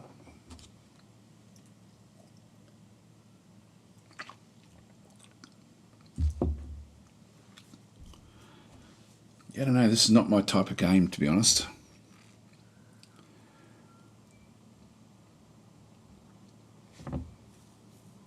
I mean, I don't mind these sort of games, but it depends on if there's any sort of nuance to the way that the ships are built. I like to have like a strategic element when I'm trying to sort of get to a particular location. But it looks like it's just a run and gun type thing, just from what I can sort of see there. But anyway, that's that one through there. So it's mostly positive. Is the recent review 70% and 91% there, which is actually impressive. So very hard arcade-style roguelike permadeath first-person shooter. You play as Marines who must brave dark, claustrophobic, and terrifying, intense space beast infested spacecraft in order to. So I'm thinking this, revolves around the concept of a procedurally generated maze-like spacecraft, which is unique each time, within which the Marines must search out data cores to be downloaded. Actually, that's good. So there is missions. The spacecraft are infested with beasts. They're extremely lethal, and the Marines must brave these dark and hostile environments in order to complete the objectives of retrieving all critical data and ultimately setting the reactor core to overload. Aside from either, that actually sounds very good. Aside from either all-purpose automatic rifles or powerful shotguns, Marines initially only have a rudimentary tracker device that detects nearby motion as well as the distance to the nearest data core. The data cores can, however, contain lucrative upgrades that will empower the Marines with better ammunition, a better motion tracker, and other useful functionality which will significantly increase the chances of survival. Key to managing the unknown spaces within each spacecraft is the intelligent use of doors. This is good. Actually, this is I've gone from this is not my type of game to this is exactly the sort of what I like about it. Like I like it when we now have a strategic element to the shooting. So sitting off sections behind the team in order to keep from being overwhelmed from several directions at once. Closing doors controls the space, but also makes it harder to flee if the need should arise.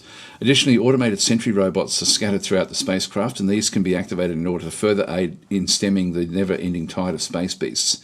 Sentries offer a significant amount of additional firepower and can often be the difference between life and death. I might actually see if I can get hold of this one. It does sound actually good. So once all the data cores have been retrieved, the final objective is to disable all reactor coolants in order to destroy the spacecraft. Once this is done, the Marines only have 90 seconds to find their way back to the airlock for extraction before the reactor overloads, obliterating the spacecraft and everything aboard.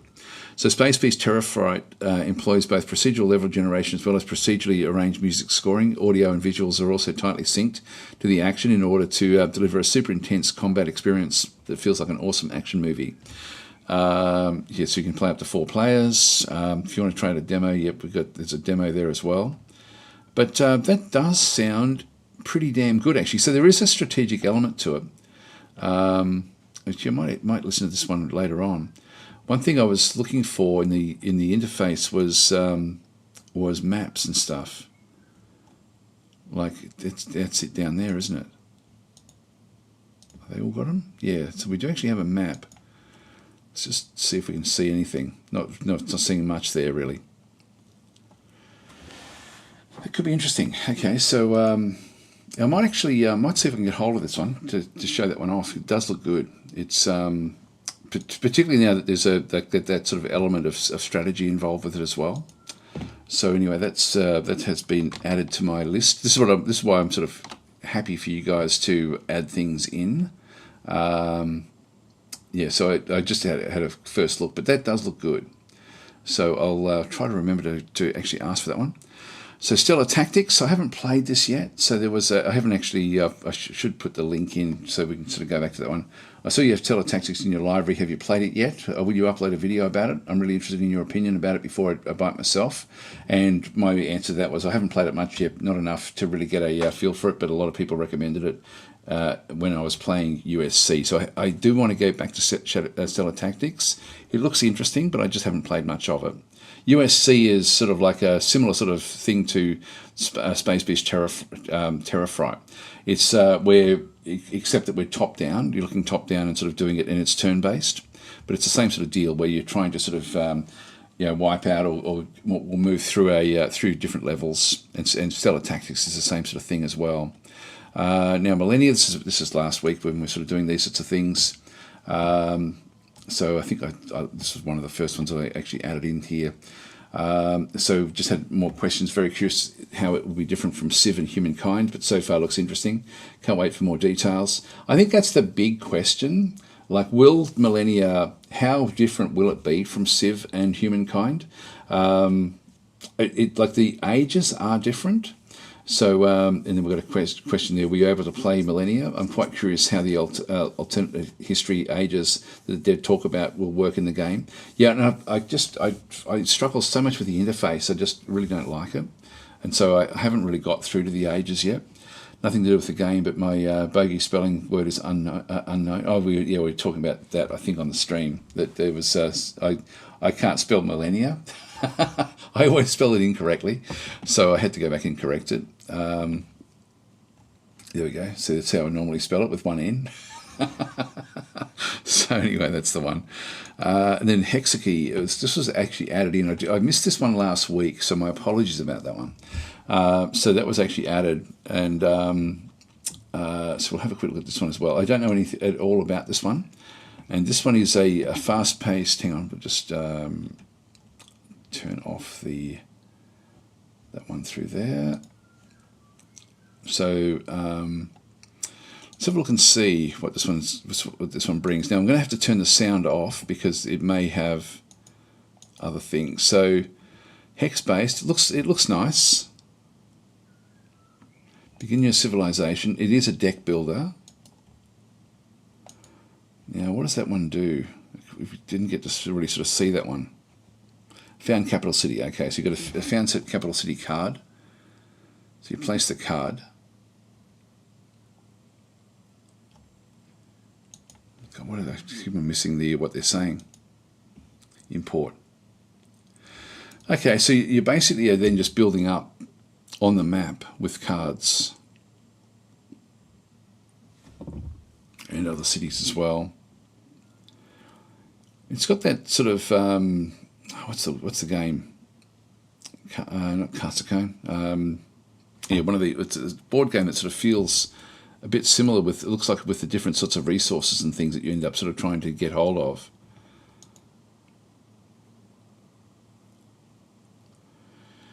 It looks nice and fast, doesn't it? That looks interesting. Use science to progress your tech tree.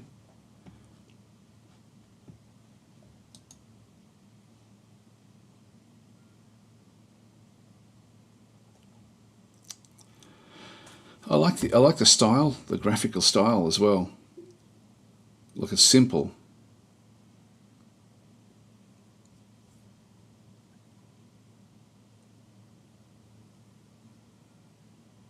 It looks interesting, actually. Yeah, I might have to see if I can get hold of that one. It looks like it's got a random map as well to it. Let's have a bit of a read of it. So it says fast-paced strategy game that takes the weighty decisions of 4X and stuffs them into an action-packed 60 minutes. That's good. Build a deck capable of founding this. Now, it says no user review, so it's coming soon. Right, so 20th of October. All right, this is good stuff. Yeah, 2 weeks' time. Okay, so I might see if we can get hold of this, because I think that will actually, it does look fairly interesting in here. Yeah, 1 to 10 players. Wow, 45 to 60 minutes, 25% rage quits. So it combines the best elements of deck builders, forex strategy, and hex-based board games to create a truly unique experience. Build a deck of your own style, playing cards from your hand to perform actions on the board. Construct on your hexes to collect resources and broaden your empire, or play technology cards to expand your deck. Develop an economy that fuels your objectives, balancing the happiness of your civilization with the demands of war. I like the look of this, actually. It's sort of, it looks very, very clean, doesn't it? Easy to learn, deep strategy. So feel right at home with familiar forex concepts. Build cities, armies, wonders, and improvements with your cards. Discover other civilizations in a procedurally generated world. Tick, tick, tick. This is all good stuff. Cards I don't usually warm to, but I don't think that cards play a massive role, like in sense of what you... It looks like there's a lot more to it than just a card game. Research technologies and adopts civics to assign new units, buildings, and ability cards. Strategically destroy cards to tailor your deck to the situation. Adapt your tactics as an enemy city's too well defended. Take their food supply. This is good. So there's a lot you can do. Can't defeat an invading army in the field. Try cutting off their supply lines. It sounds quite strategic. 10 civilizations with unique abilities. Trade resources on a global market. Customize your units using promotions. And use your military units to capture any hex. I like the sound of it, actually. So I will put that on my list of games to try to get hold of, particularly if it's coming in just a couple of weeks' time. It does look good. So that's interesting. So it's coming from the Oxcast. That's the publisher, Main Tank Software. I'm not sure how I can contact them, but I'll see if I can. So anyway, that does look good. No ages in Hexakey then. No, it's not. It's just a nice, simple 1 hour strategy game, which sounds really, really good. And random map, there's so many little boxes ticked with that one. So that's cool. And that was actually placed in here last week, but I didn't refresh. And I should do that as well. I should just go off somewhere else and then just quickly do a refresh. I think F5. There we go, got Gal Civ 4 now being added in as well. Let's just go back to the chat. So we've got Gal Civ 4. So we haven't actually missed that one. Did I skip over that one? I must have. Oh, there's a bump. That's why I missed it. I think it was further down and then it got bumped up above me. Did I miss any of the others? No, that's the only one in here. So, okay, let's talk about Gal Civ 4.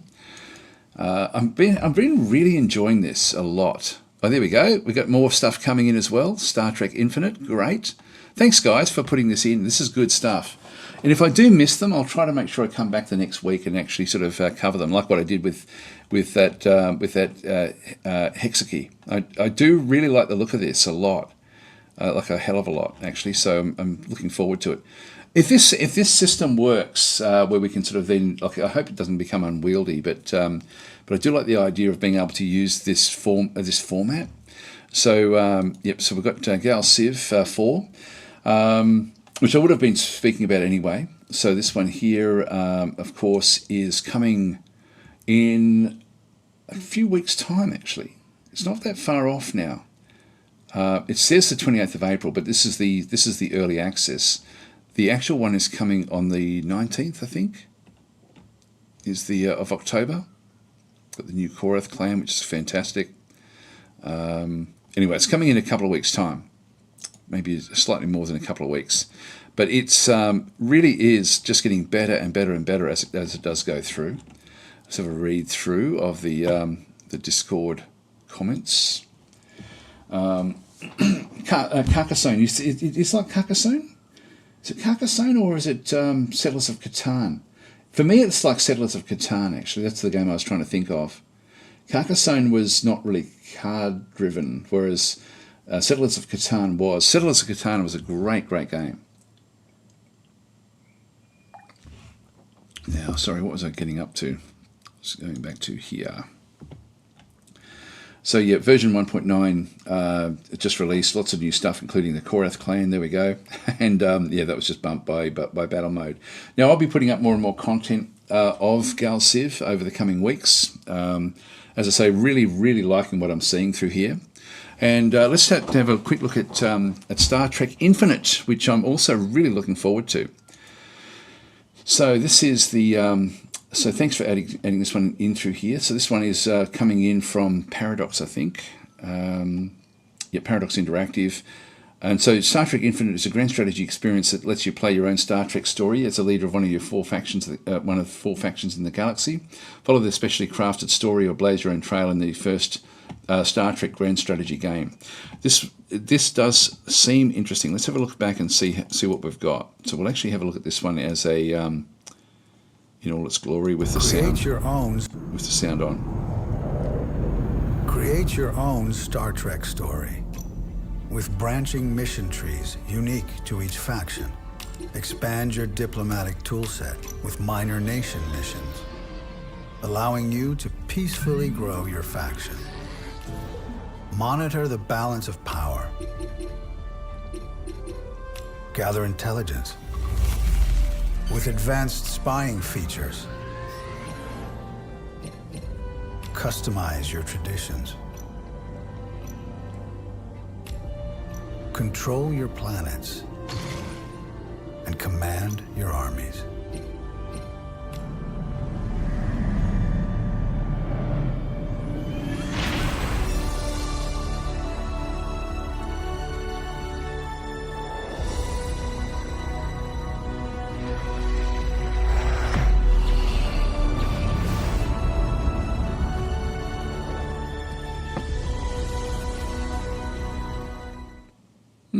Looks interesting.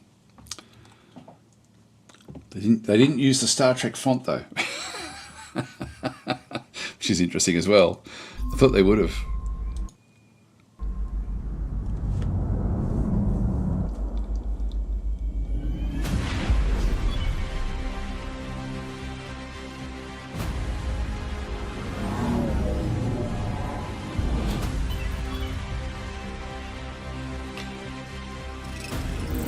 We are establishing communications with another sentient species in accordance with the Prime Directive.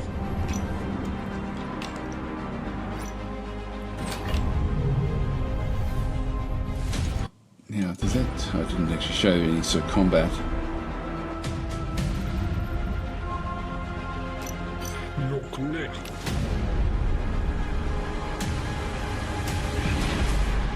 Enemy positions revealed.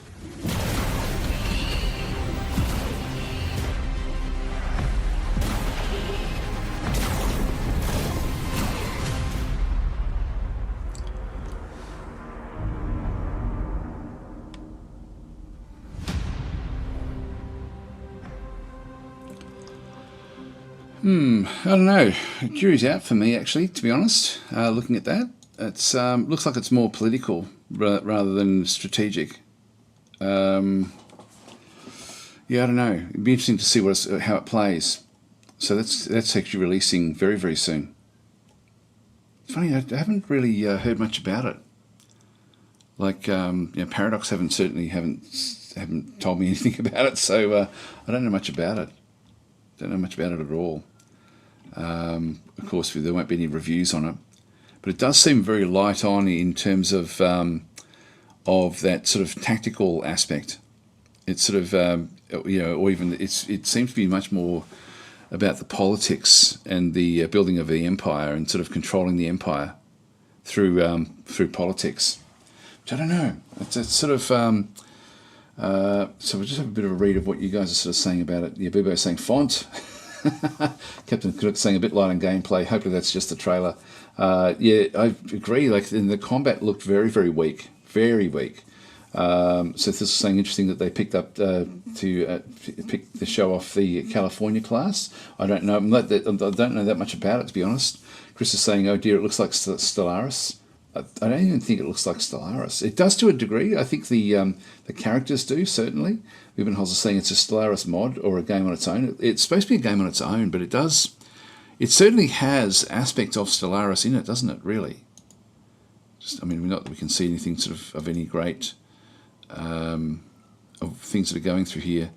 It does look very Stellaris-y, doesn't it? It looks very, yeah, I don't know. I really don't know much at all about it. Yep, and so Captain Canuck saying, makes me nervous to buy it until I see reviews. Yeah, I agree. I guess they'll build on the hugely popular Star Trek Stellaris mod or use that as an idea. Yeah, politics is strategy, says Sithel. It is, but it's not. it's more, I don't know, it's more high level, and political games I'm not all that interested in. Still saying, but it is built off Stellaris, so it'll be down to how much they can make it different. I actually like political strategy games as doing it. It's, I don't know, like the ones that, like there's a lot of games I just can't warm to games that are too much like it. Cautiously entering hostile territory. Let's have a look at this one here. See if we can get some information on it. Captain's log. Stardate 43152.4. Our fleet is cautiously entering hostile territory. And the crew is standing by. We are the Borg. Lower your shields and surrender your ships. Your culture will adapt to service us. Resistance is futile.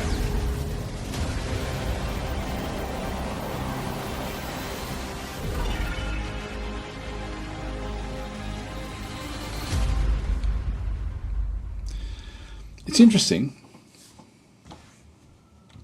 I mean, it looks interesting. But, yeah, jury out for me at this stage. So this is saying, and I like Stellaris, but I do not need a Star Trek skin of Stellaris.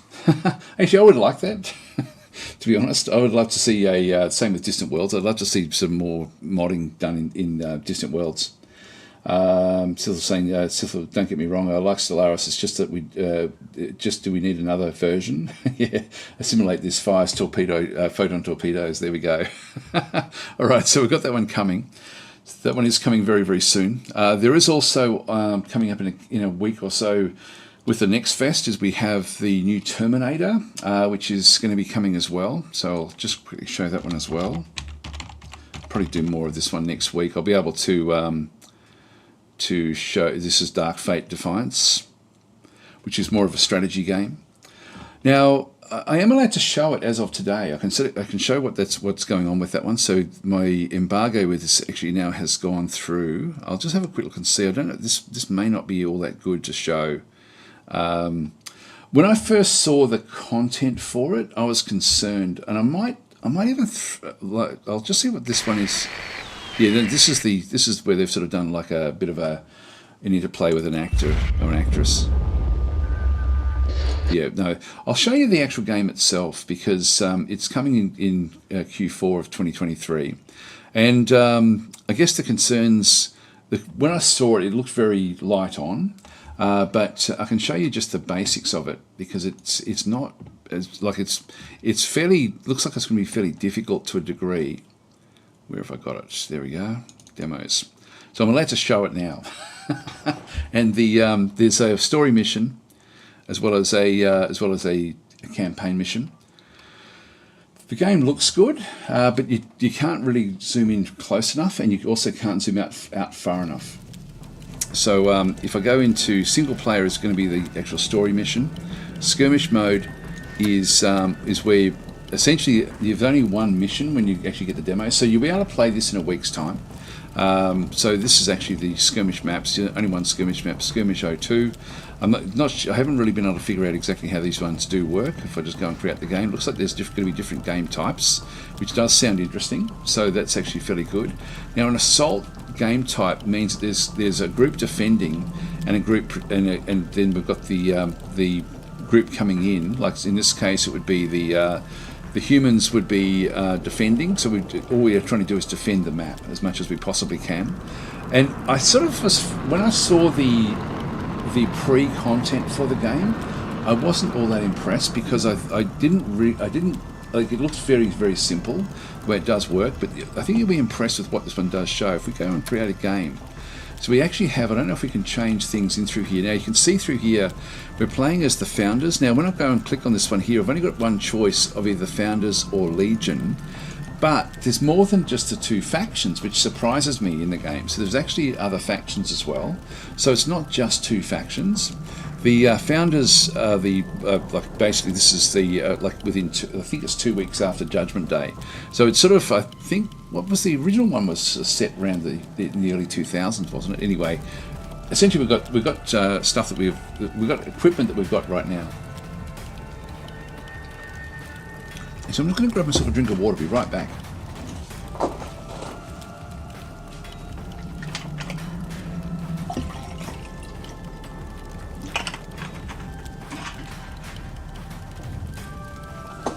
Right. So we can change. Like we don't have to play. We can play the team 2, which is the attacking team. We can move to that slot if we wanted to. So we can sort of play either one. Difficulty, it's just got either easy, normal, or hard. Mission duration, 30 minutes. That's all we've only got in this demo. That's all we can actually then go and do. We've got different classes, and this was impressive for me because I really thought that there was such a limited range of things you could actually then go and get. But let's just go and start the game. I'll show you what it looks like.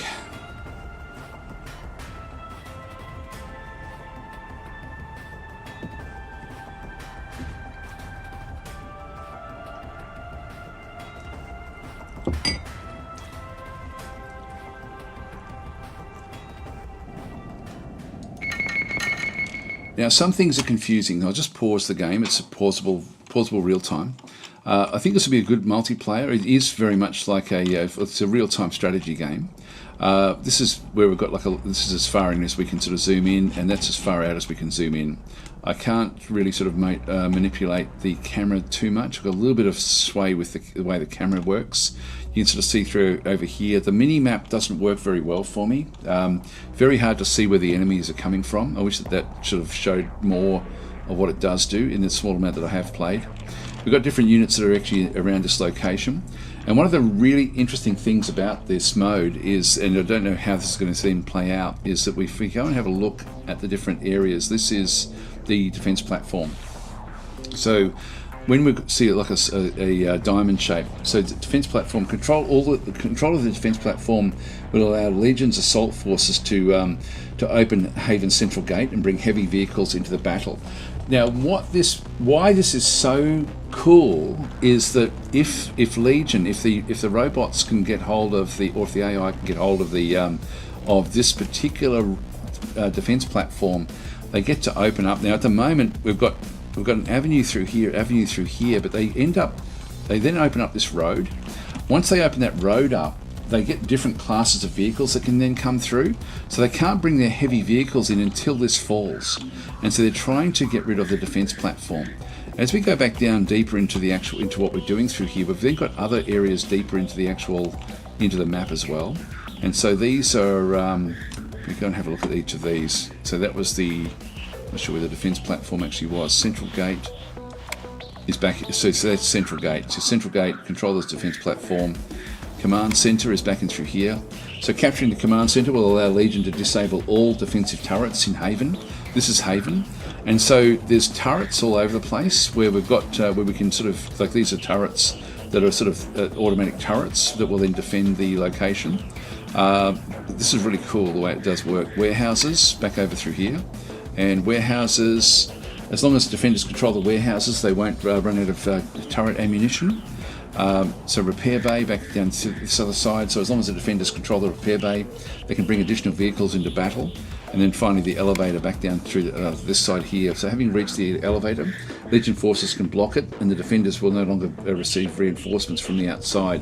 So what we have to protect specific elements. If we come under threat in a particular area, we then need to try to sort of make it so we can then go through and do other things. So it's quite strategic, a lot more strategic than what I thought the game was going to be, to be honest, like a lot more, which is quite interesting. What I'll do is I'll unpause it. Now we have to build up reserves in through here. We've got two different locations. We've got a location here which is essentially the repair bay, which is where our vehicles come in, and then we have a second slot back over through here, which I'm not sure what this one actually is. This is the elevator. Yeah, so this is other reinforcements. So our reinforcements essentially sort of are coming from these different locations, and so we've got different reserves coming through at different times. And I'm not sure what the +2 does. I think that's sort of like building up reserves of stock, but I'm not sure how that actually does work. These have got different numbers on each side. So Is this the Terminator universe? Yes, it's just after Judgment Day, so the AI is just kicked in. Humankind are sort of fighting back, but we do actually have. I'll just let the game run forward a little bit. I won't actually move my units around much. Actually, I'll bring these up onto the top. Sir, yes, sir. Sniper up there as well, and you up there as well. Now, there will be other different units coming back through. Let's just move the tank over this way. Here we go. That's a little scout vehicle that just came through there. Now, it's very hard on the map to see where the scout vehicles and things are coming from. So they're trying to figure out where we actually are. Let's just go and move this one. And I've got facing as well. I think facing is important, but I don't think it's as important as, for example, more turn-based type games. There we go. So they've got like little scouts that are just coming back through. So there is actually a scout vehicle in here, a swarm vehicle from the AI, from the bots. And we'll just wait for others to show up. Now we've just got more coming in. Again, it's really hard to see where the AI is actually doing things. So we don't know exactly where they are. I can move other units out, like if, for example, I've got this this Bradley, this Striker. Let's go and we know that they're going to be spawning from back over here. Let's just go and move this Striker up into here. Just unpause. Now we're seeing more coming back this other side. So in through here now we have a different type of unit which has now been damaged. So we do get some information about the damage that's going on to these things. So the chassis has been damaged, reload system damaged, engine damaged. And there's more coming in now.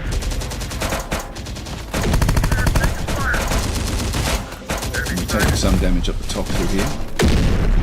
There we go, that's good. But it's hard to see what's going on around the place. So now we've got like another vehicle that's just come in. This is a carrier platform. And All turrets have been rearmed. we're slowly sort of picking up reserves that will then be coming back in. Spotted one. Here comes this vehicle. Now, when we take damage, like this one is now taking damage in the front, I can tell it to repair. Make it repair. So we've got different sorts of things we can do down through here as well. Its engine has been damaged, so we can see that this one has actually taken a bit of damage. Wait till I see us coming. Got a fix on the enemy. Good as new. It's all over the place in terms of things that are actually happening. So they're trying to take hold of this. Spotted. Rangers under attack. We're now at 800. Enemies here. And then go and spin. Contact. Now, there's something else that came that way. This tank is still fine. There's more coming down this way. Let's use this Striker.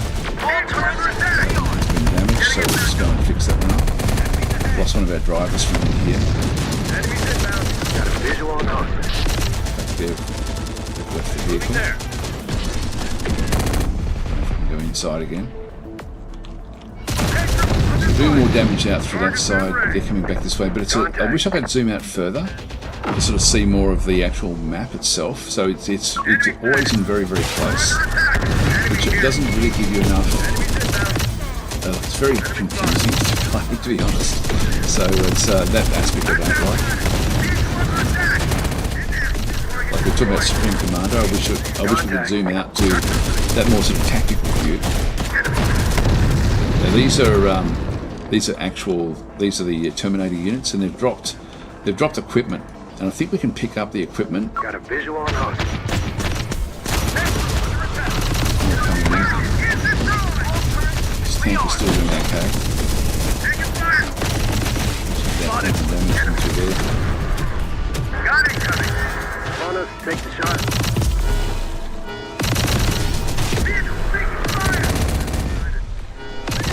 So here they come, more Terminator units. These are homunculus, and through here. So let's have now a look at the what the other things that happen with the game. So it's all about protecting these elements, and it does change then what happens in the game as these start to fall. I'll play it through until we actually do get the fall happening. So if we go in and look at the reserves, for example, so I've got 2,800 to spend at this point in time. I can then go across. I've got the two different areas. Group number 2 is only infantry and crews, so I can only bring infantry in.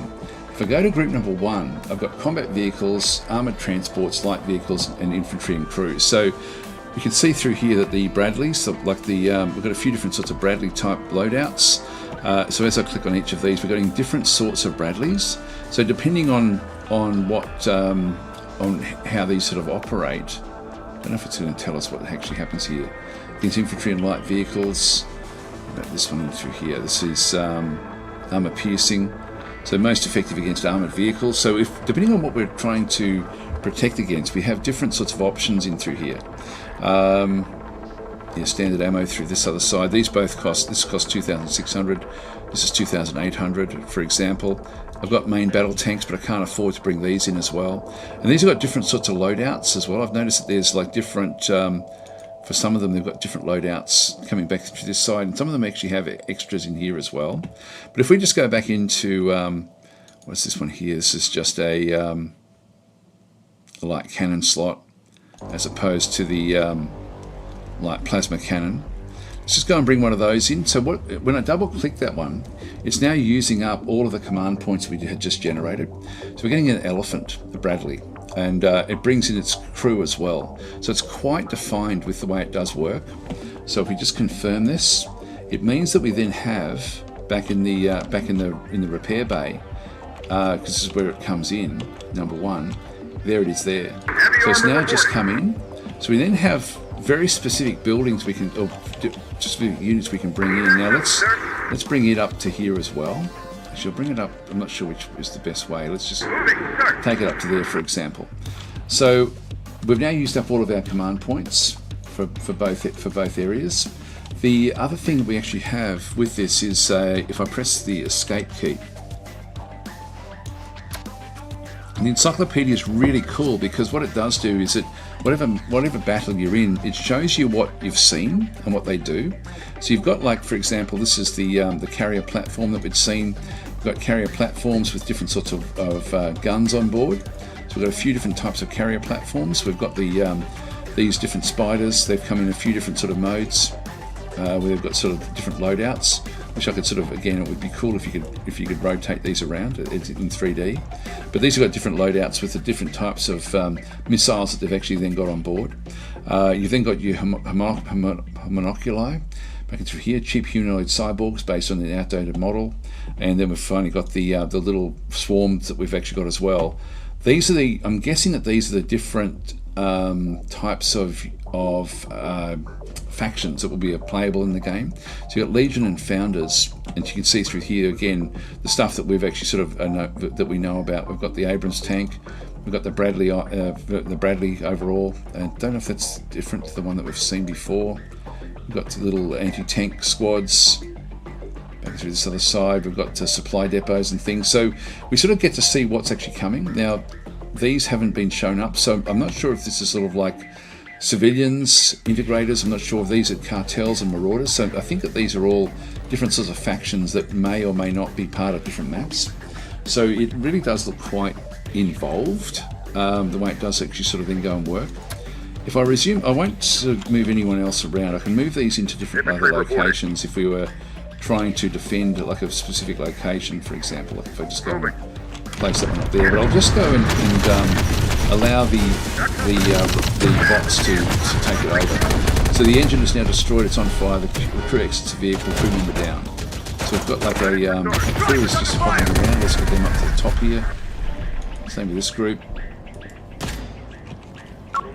This one's going to take some damage.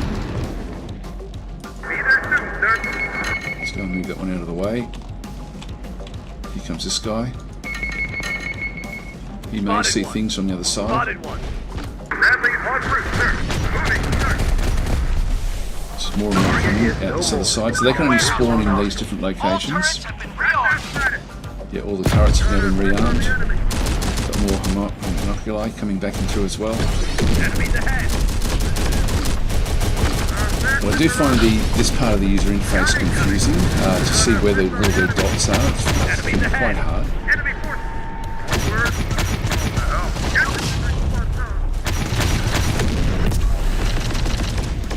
Need a new wheel there! Actually, I just realised that this map here is upside down from the way that the map shows when you select the actual select the map to play. Enemy sighted. Here comes another spider. We are under attack. Enemies ahead. Got him in our sights. Bradley has an enemy sighting. Bradley just keep on the corner. This guy should be able to keep on working against these. Spotted one. These wheels are back. Just going to clear this one. I'll just wait until this thing falls. Fall back. We got it. Wait till I see us. The auto system has been damaged, okay. There. Need a new wheel there. There's things, for example, like you can come back up into here and there are different ways of sort of operating with these as well. Tactical weapons, for example. Snipers. Some of them have got smoke as well that they can make use of. Please don't. Different modes of play as well, like this sort of like the behaviour is balanced. You can actually play super aggressively or defensively.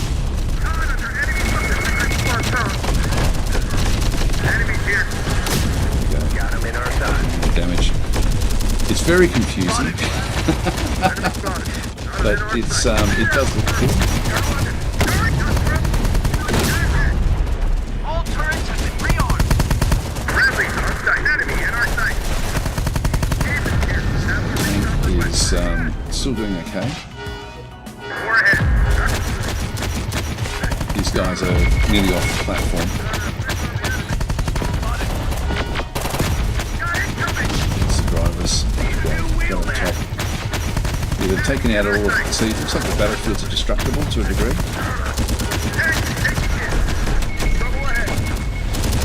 Bradley is now repaired. Actually, no, it's not. It's got its turret that's been destroyed. It's been damaged. So here they come, the Terminators coming in. They've wiped out everyone from the top. Spotted him.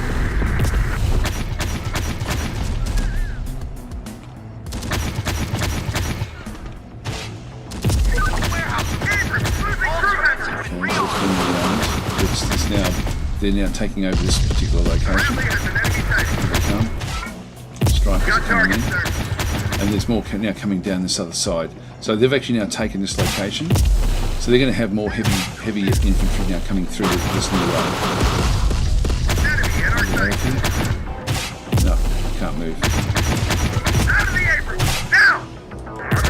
36 in the vehicle. And they're down.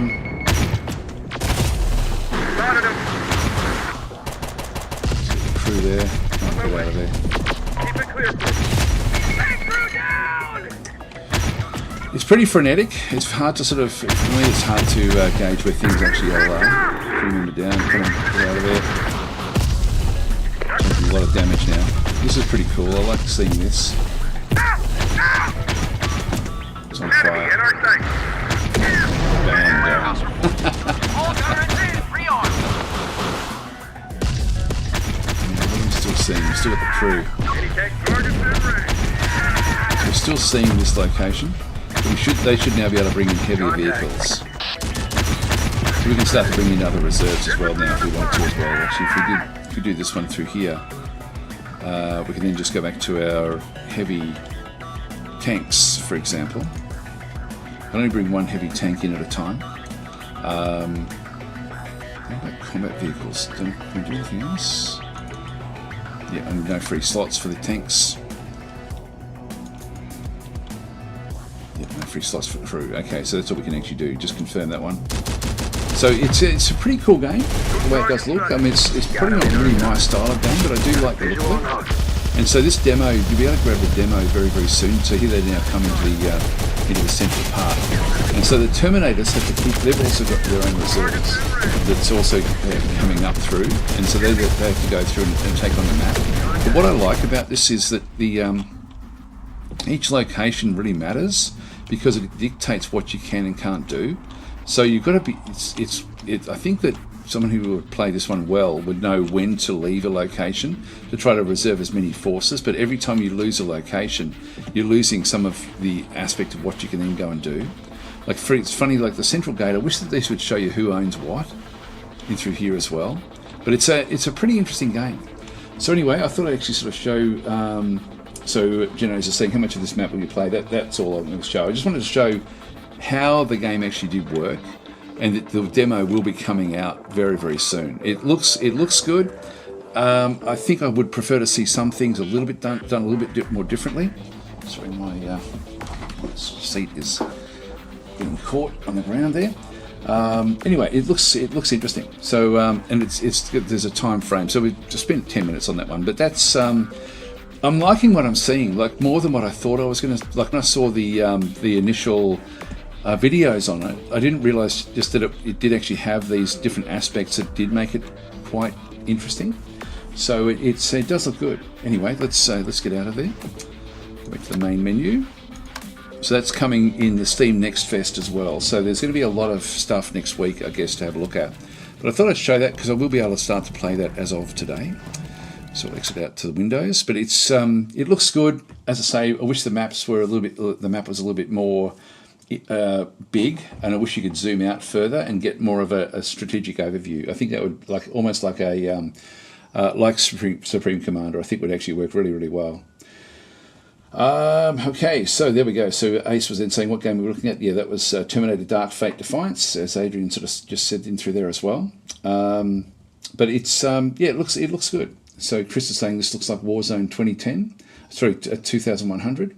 At least it has that vibe. I haven't played that, like it's one of those games that I've meant to play but have never really got to it. A bit more of an RTT than an RTS game, it seems. I'm not sure what's that real time. I don't know what the second T is. Beavenholz is saying it's like a tower defence, or why the opponents come in piece by piece instead of all at once. Because they have to wait for their supply to line up. If I play from the other side, which is what I did originally, they have to also build up and then bring in. So they're the same way that we were building in the individual units, waiting for the amounts to come in. The Terminators have got like a faster rate, but they still have a maximum. I think the idea is playing as the Terminators is to bring in a combination of forces once it builds up, and then bring wave upon wave upon wave to come in. So that's sort of the way that assault would then work. So it's not as if you have like one army and we're positioning it everywhere. It's just like, okay, I'm going to bring in this collection and move them forward and see if I can take that objective. So it actually real-time tactics, yes, yeah. So yes, that's a good way of looking at it. But I think the key to this will actually ultimately be how well you make use of those reinforcements. And the playing as the founders, the human players, they don't actually have the same rate of reinforcement. So the assaulting player can actually bring in wave upon wave, but just getting a hold of those objectives is the important thing. So, and I think as you get used to the game, like if you pick who's defending a location, you'll then be able to choose what the best forces are to take on those particular units. So certainly the story mode goes through what to look for, which is interesting. Yes, so Thistle saying Supreme Commander Super Zoom is something every RTS game should have. I agree 100%. 100%.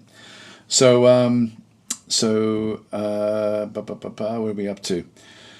Axioms are saying, Daz, when is Muha going to realise that Thea is a larger map full of 4X factions would sell big numbers? I haven't played much Thea for a long, long period of time. I mean, I love what they're doing with Master of Magic, and there's still a lot they can do with that. I know that there's more stuff coming, actually, probably this month, I'm thinking. I don't think it's a secret that there's some more stuff coming to Master of Magic. So Geno is saying, looks like the robots will win, but all you have to do is just defend and just keep them, I think, away. Like as long as you still have some presence on the map, I think so the idea is you will start to sort of lose things, and as you lose things, it'll then become more difficult to bring reinforcements in. So To me, it looks like an interesting game, but yeah, not know if it's my type of game. But definitely, I'm going to give them feedback that the Super Zoom is really something that they should actually have on that one through there. Okay, let's have a look at some of the other games that we've got. So we've gone through the everything on Discord. Let's have a quick look on my Steam and just see what we've got. So we've covered a lot of those. Oh, Quasimorph is coming out today. I did mean to talk about this one. So I've played a lot of time for the small amount that I've actually had the game, and it's actually, from when I did my video, it's actually improved a lot just in the patching that they've been doing over this week. So it's now out and it's now in early access. So that just came out now, basically. So yeah, so it came out within the last few hours, I would imagine. Now available in early access. We're opening the gates to early access of Quasimorph. Yeah, very, very cool game. So we've got the it's got a supporters pack. These are the guys that made Stone Shard as well, so the same sort of developer. So they've got a bit of a pedigree, which is good. They did Barotrauma as well. I didn't think they did that. Let's have a look at Barotrauma. I haven't played that, but I heard it was very, very good. So just go and have a look back on the other, where it's a bit larger. Oh, hang on, I've turned off my my thing. So Barotrauma.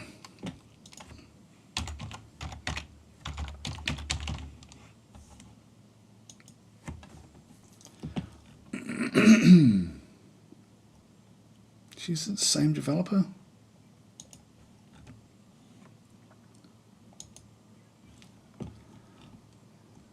No, it's a different developer.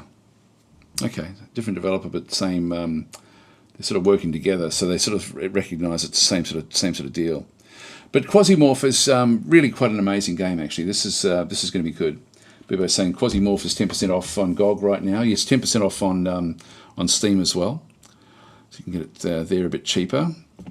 I think it was. Yeah, 10% off. So we've got Axioms is saying Martial Magic with the mechanics would be interesting as well. Just add some adventuring on top of the more military warfare stuff. And Axioms is saying Splat was playing Quasi earlier this week, and it seems like it will do very well. I think so, yeah. It's a great game. I've been playing a lot of it and really enjoying it. Okay, so Chris is saying I need my Move 2 fix, so we'll catch you later. See you later. Bibbo saying, yeah, Quasimorph 10% off, and Derna saying, I tried the demo. It seems pretty easy at first, but it seemed sadistically difficult at the last. Yes, and it has changed. Still saying Barotrauma is very good, but something you play with friends, I find. Okay. Hi, Larry. How you going? And, yeah, so that's so Quasimorph, like, that is a fun game. I can't stop playing it, to be honest. It's sort of one of these things. I'm finding it really hard, but I am enjoying it a lot, like a hell of a lot. Okay, let's go back through the other games that we've got. So we've got these coming back in. We've got, let's have a quick look back in through here. Let's go back to the library. So Quasimorph just released, Terminator Dark Fate coming this week as well. Quasimorph's got about 2 years of development left, I think. We've done that one. Wargroove we've done. Battle for Polytopia I won't worry about. Armoured Brigade 2. So this is still coming. Now this is actually Greetings Commanders. By now, there's so we know that Armoured Brigade 2 is coming. We looked at this one last week, so I don't think I'll actually worry too much about going through how this one does work. It's still very much tile-based by the looks of things. So I'm not exactly sure how this will then sort of keep on going, but we'll have a look at that as it gets closer and further into its development. Panzer Corps 2 has got Axis Operations 1946, and so this is actually now this again. Panzer Corps is just going to keep on getting better and better, which is good.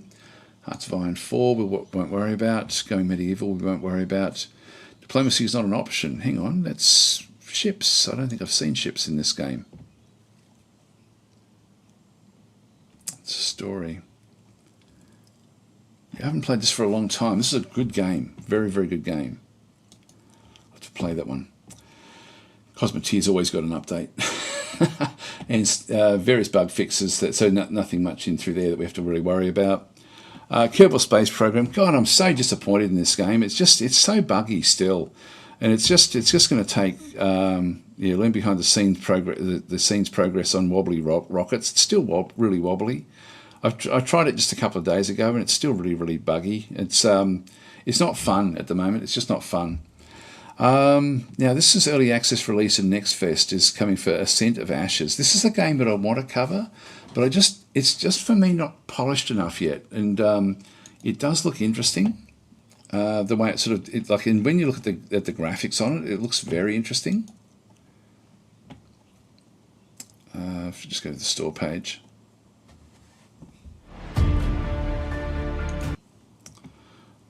Got a funny feeling this might have music that will sort of get in the way. But this one here, you've got like characters. It sort of feels like it's RimWorld-ish to a degree.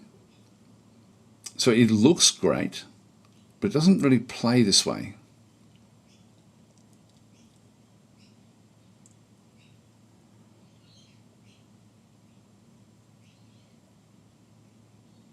I wonder if this is showing changes that have come to the actual game as well.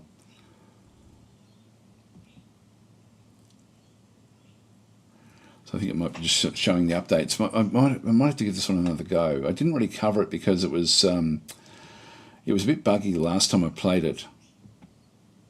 But essentially you build up a base and then you sort of move out from the base. I won't play too much of this. Let's just go into where the fighting will be. That's probably going to be towards the end of this, I would guess.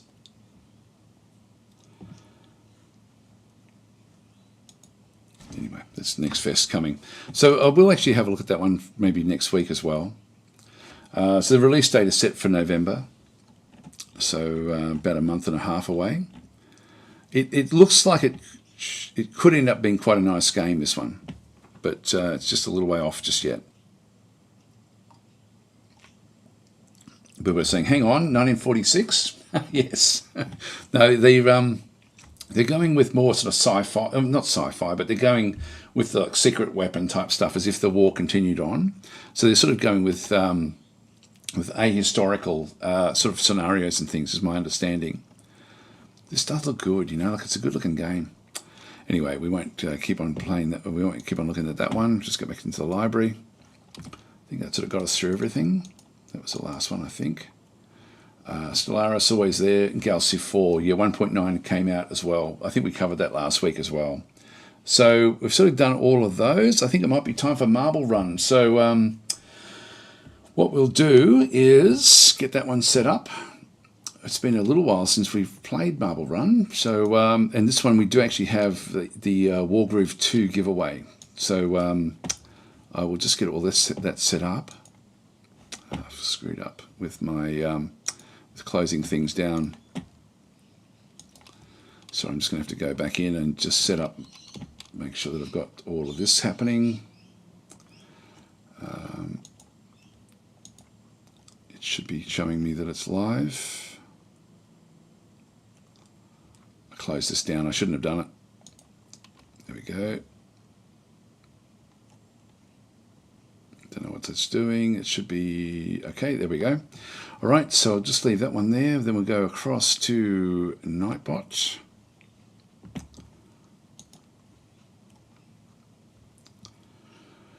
Okay.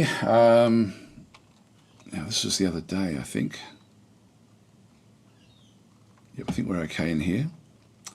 So we'll just go to giveaways. I think this will work, and I'll just do the keyword, and the keyword we'll do is war. So just type in the word war in chat, and then you'll be in the running. I'll just make sure this is going to work. Yep, looks like we're in the right thing. So just type in the word war. That will then sort of bring everyone in. And in the meantime, I'll just go and get Marble Run ready.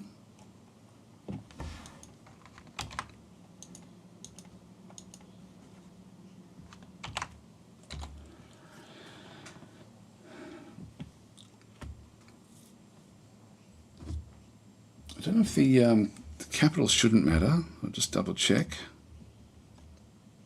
Now, what did Roger write? No, you just got to write the word war. So So I'll just let that one come in for a little bit longer.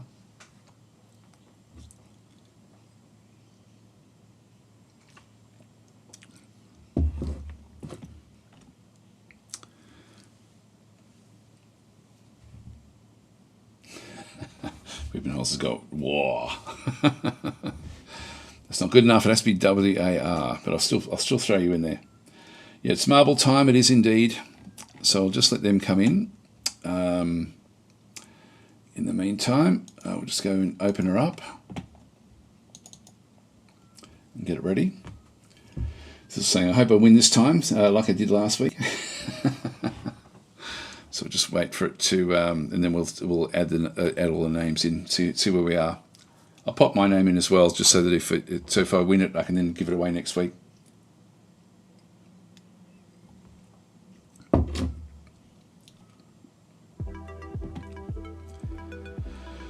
right. So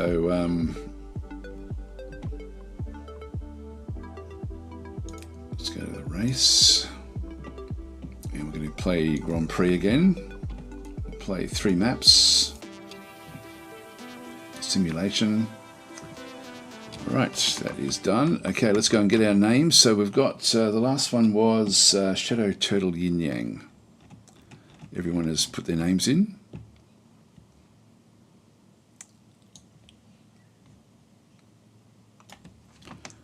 Just copy that one across. Wish it was more automated. Like, it's fully automated on Twitch, but just not in here. And I'll just put in my own. Okay, so we'll just go with that one. Then we just want to go to find, replace, save. So only 23. Wow, so not very many today. So there's a good chance of winning. It goes to show you are not in there. Okay, 24.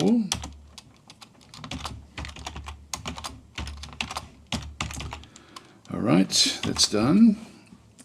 Okay, so 24 players. Let's go back into here. Go back into, we've got simulation. Let's be 24. Settings. Get them out. Open. Doubly sure. Yep, that's got everyone. Okay, so AS Russell, are you in here? No, you're not. Okay, so I'll throw you in as well.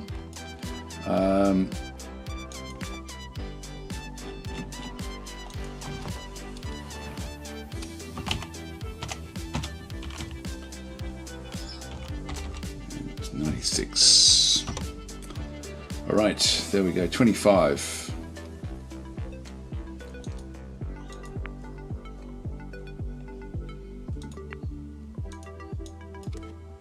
Done. All right, so we'll just go. We've got 3 maps.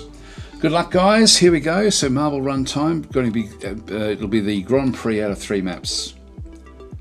We've got simulation. Oh, quick Grand Prix. That's what we're going to play. There we go. So good luck. All right. So this is Marble Diner. Is the actual map. So we've got to. Oh, this is interesting. All right, we'll see how we go. So start the race. So everyone's just going down. Actually, I'm streaking ahead here. Yep, so I'm the first one out. We've got Geno's, Spark, and a whole heap of people after that. Okay, who's the first one through? Looks like it's me, followed by Derna, followed by Spark, Gary, Maker. Coming back down this particular area. Okay, it's still me in the lead. Oh, hang on, what happened there? Nothing. Derna's now hit the lead. So slowly sort of making its way around the corner there. Here comes the other. This is a slow map. But it will speed up soon. So everyone's just making their way through, around the diner. God, it's an absolute crawl, but it's then going to get pretty fast from this point forward. Now it's the numbers are wrong because they're I think they're closer to the finish line, but it is now Spark. Let's now hit the lead. Here comes me and Derner at this point in time. That's best of 3. Here we go. It's now going to start to speed up, I would think. Okay, I'll hit the lead again.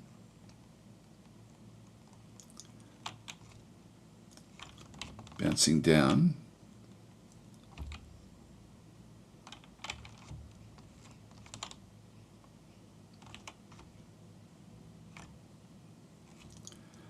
Okay, looks like I'm a long way ahead. Oh no, I've been stopped there. Okay, so I've hit the lead in a major way. So at this point in time, the game will be given away again next week. Streamer Hacks as always says Axioms, yes, and host advantage. Yeah, what's going to happen here? Bang, straight down into there. That's good. This looks a bit dangerous. Actually, you guys are a long way behind. I've streaked to the lead here. If I can get through here. Okay, here comes the other guys. Everyone's still on the map. No one's fallen off.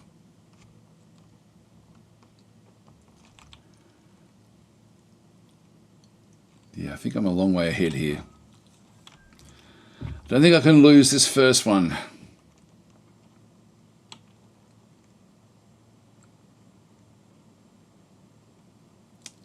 Here we go. Axiom's now caught up. I'm through and out. Okay, so sorry guys, I did win the first one. I don't like winning these, but Spark came second. So Sithel next. Philip next after that as well. So Philip coming in 4th. Gratian, Derner, Axioms, Maker, Antonio, Matrix, Weebenholz, Roger. Battle Mode dropped 2 places there. Goes to show in front of Battle Mode, followed by Drexy. And Bubo is actually off the map. So Bubo did not finish. I don't know where that one actually occurred. There may still be some problems back up through here. So Gary coming through. Shadow, oh, straight through. Shadow Turtle Yin Yang. It's going to be hard for these guys to get anything through here. This is the flame coming through to sort of clean up the back end. So, oh yes, straight through, guys. Just made it just in time. All right, so win. So final result. So we've got yeah. We'll just go on to the next race. So next map. In we go. So the next one is Few Will Survive. Ooh, that doesn't sound good. So so Axiom saying the wheel part is very amusing. I can just totally invalidate the rest of the map. Yes. Okay, so I don't know what this is going to bring. Let's start the race in here and just see what actually happens in here. So this will be one of these ones that's a bit hard to go, but looks like we may be losing a lot of potential finishes here. Will drop off, I would guess. See who the first one is down this area. Who should be the first one through? Shadow Yin Yang. Yep, first one out, followed by Drexy, followed by Philip. Not sure where it starts to get aggressive. I think we might have had this one a couple of weeks ago. Okay, everyone's congested. Okay, Matrix Miner is now first one out. Weebenholz, Derner, Gary Oak, Battle Mode, Ricardo. But Matrix Miner a long way. Oh, this could be, this should sort people out. Everyone's still safe so far. Actually, Ricardo jumped all the way down. But, no, Weebenholz is straight. Missed. Gary missed. Who is going to finish? Matrix, Drexy. Everyone's missing. Here we go. If anyone finishes right now, you're in. Sorbic. Oh no, I've done it again. Well, it looks like the game is coming back home for one more week. And saying what happens if no one makes it. Well, I guess it's just a no result, but anyway, 4 of us made it. Still got a few of them, still a few coming. There we go. That's 2 in a row. That's embarrassing. Sorry, guys. But at least I've got something to give away next week. So there's no catching me now, guys. No catching me now. So yeah, directly saying hacks, and so is Shadow Turtle Yin Yang. So we'll start the race.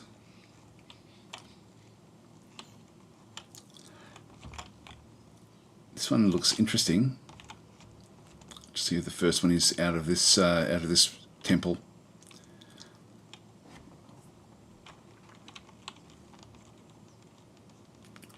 So Gratian, the first one through. And Philip. Looks like there's another one there that's not quite catching up. Goes to Show, potentially. And it Goes to Show is shown up. And Sithel back at the back there. Okay, no one's missing out there. That's all good. So it's now Philip miles out in front. There's another one there. It's maybe no Gratian's there. There's that. This one here. I don't know whose that is. No idea.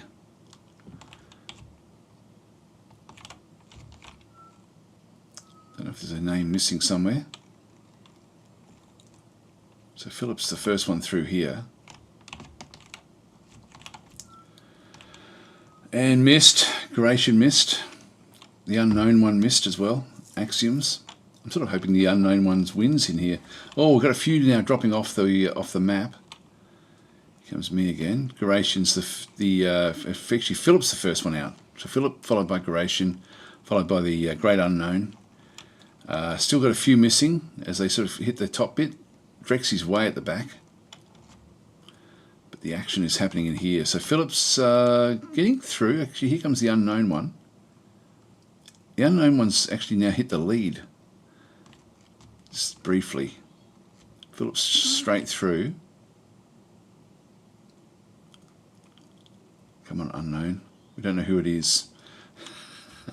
It's not, yeah, I don't know who that one actually is. It's going to come in third. So Philip, actually no, it was whatever second was. So actually, I don't think it was anyone. That was interesting. So then we've got Charank as well coming in second. Still waiting on the others. Gary, followed by Shadow Turtle Yin Yang. Derna, Phobius. Still got a few of the others coming. Drexy's still alive. But I don't think there's any way that you guys can catch me in the overall standings, unfortunately. Although Shadow Yin Yang, I think, finished pretty strongly in one of the other ones as well. But I don't think fourth is going to be enough to then go and do it. Here comes the death spiral coming in, following in Drexy. I think Drexy's going to be okay. There we go. Okay, so well done, Philip. You won the third race. Review the final results. Okay, so let's go and finish the Grand Prix.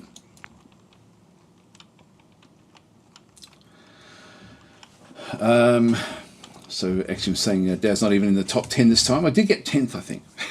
Okay, so we've got the third place was Spark. So you win nothing for that one. And same with Philip coming in second. And then, of course, with the 2 wins, I don't think I could be assailed after those first two runs.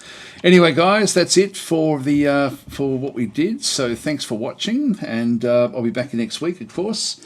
We will be looking at Steam Next Fest, I think. I'll see what's actually coming with that one. I'll see what sort of games come. I get approached by a lot of devs with different demos and things. I actually don't tend to like demos, but by that stage I'm going to be able to then talk about a Solium Infernum, which will be good to be able to sort of show that one off next week. So, and of course we'll then have the Wargroove 2 giveaway yet again. Shadow Turtle saying hacks. Anyway, I'll see you guys next week. Thanks for watching. I'll catch you then.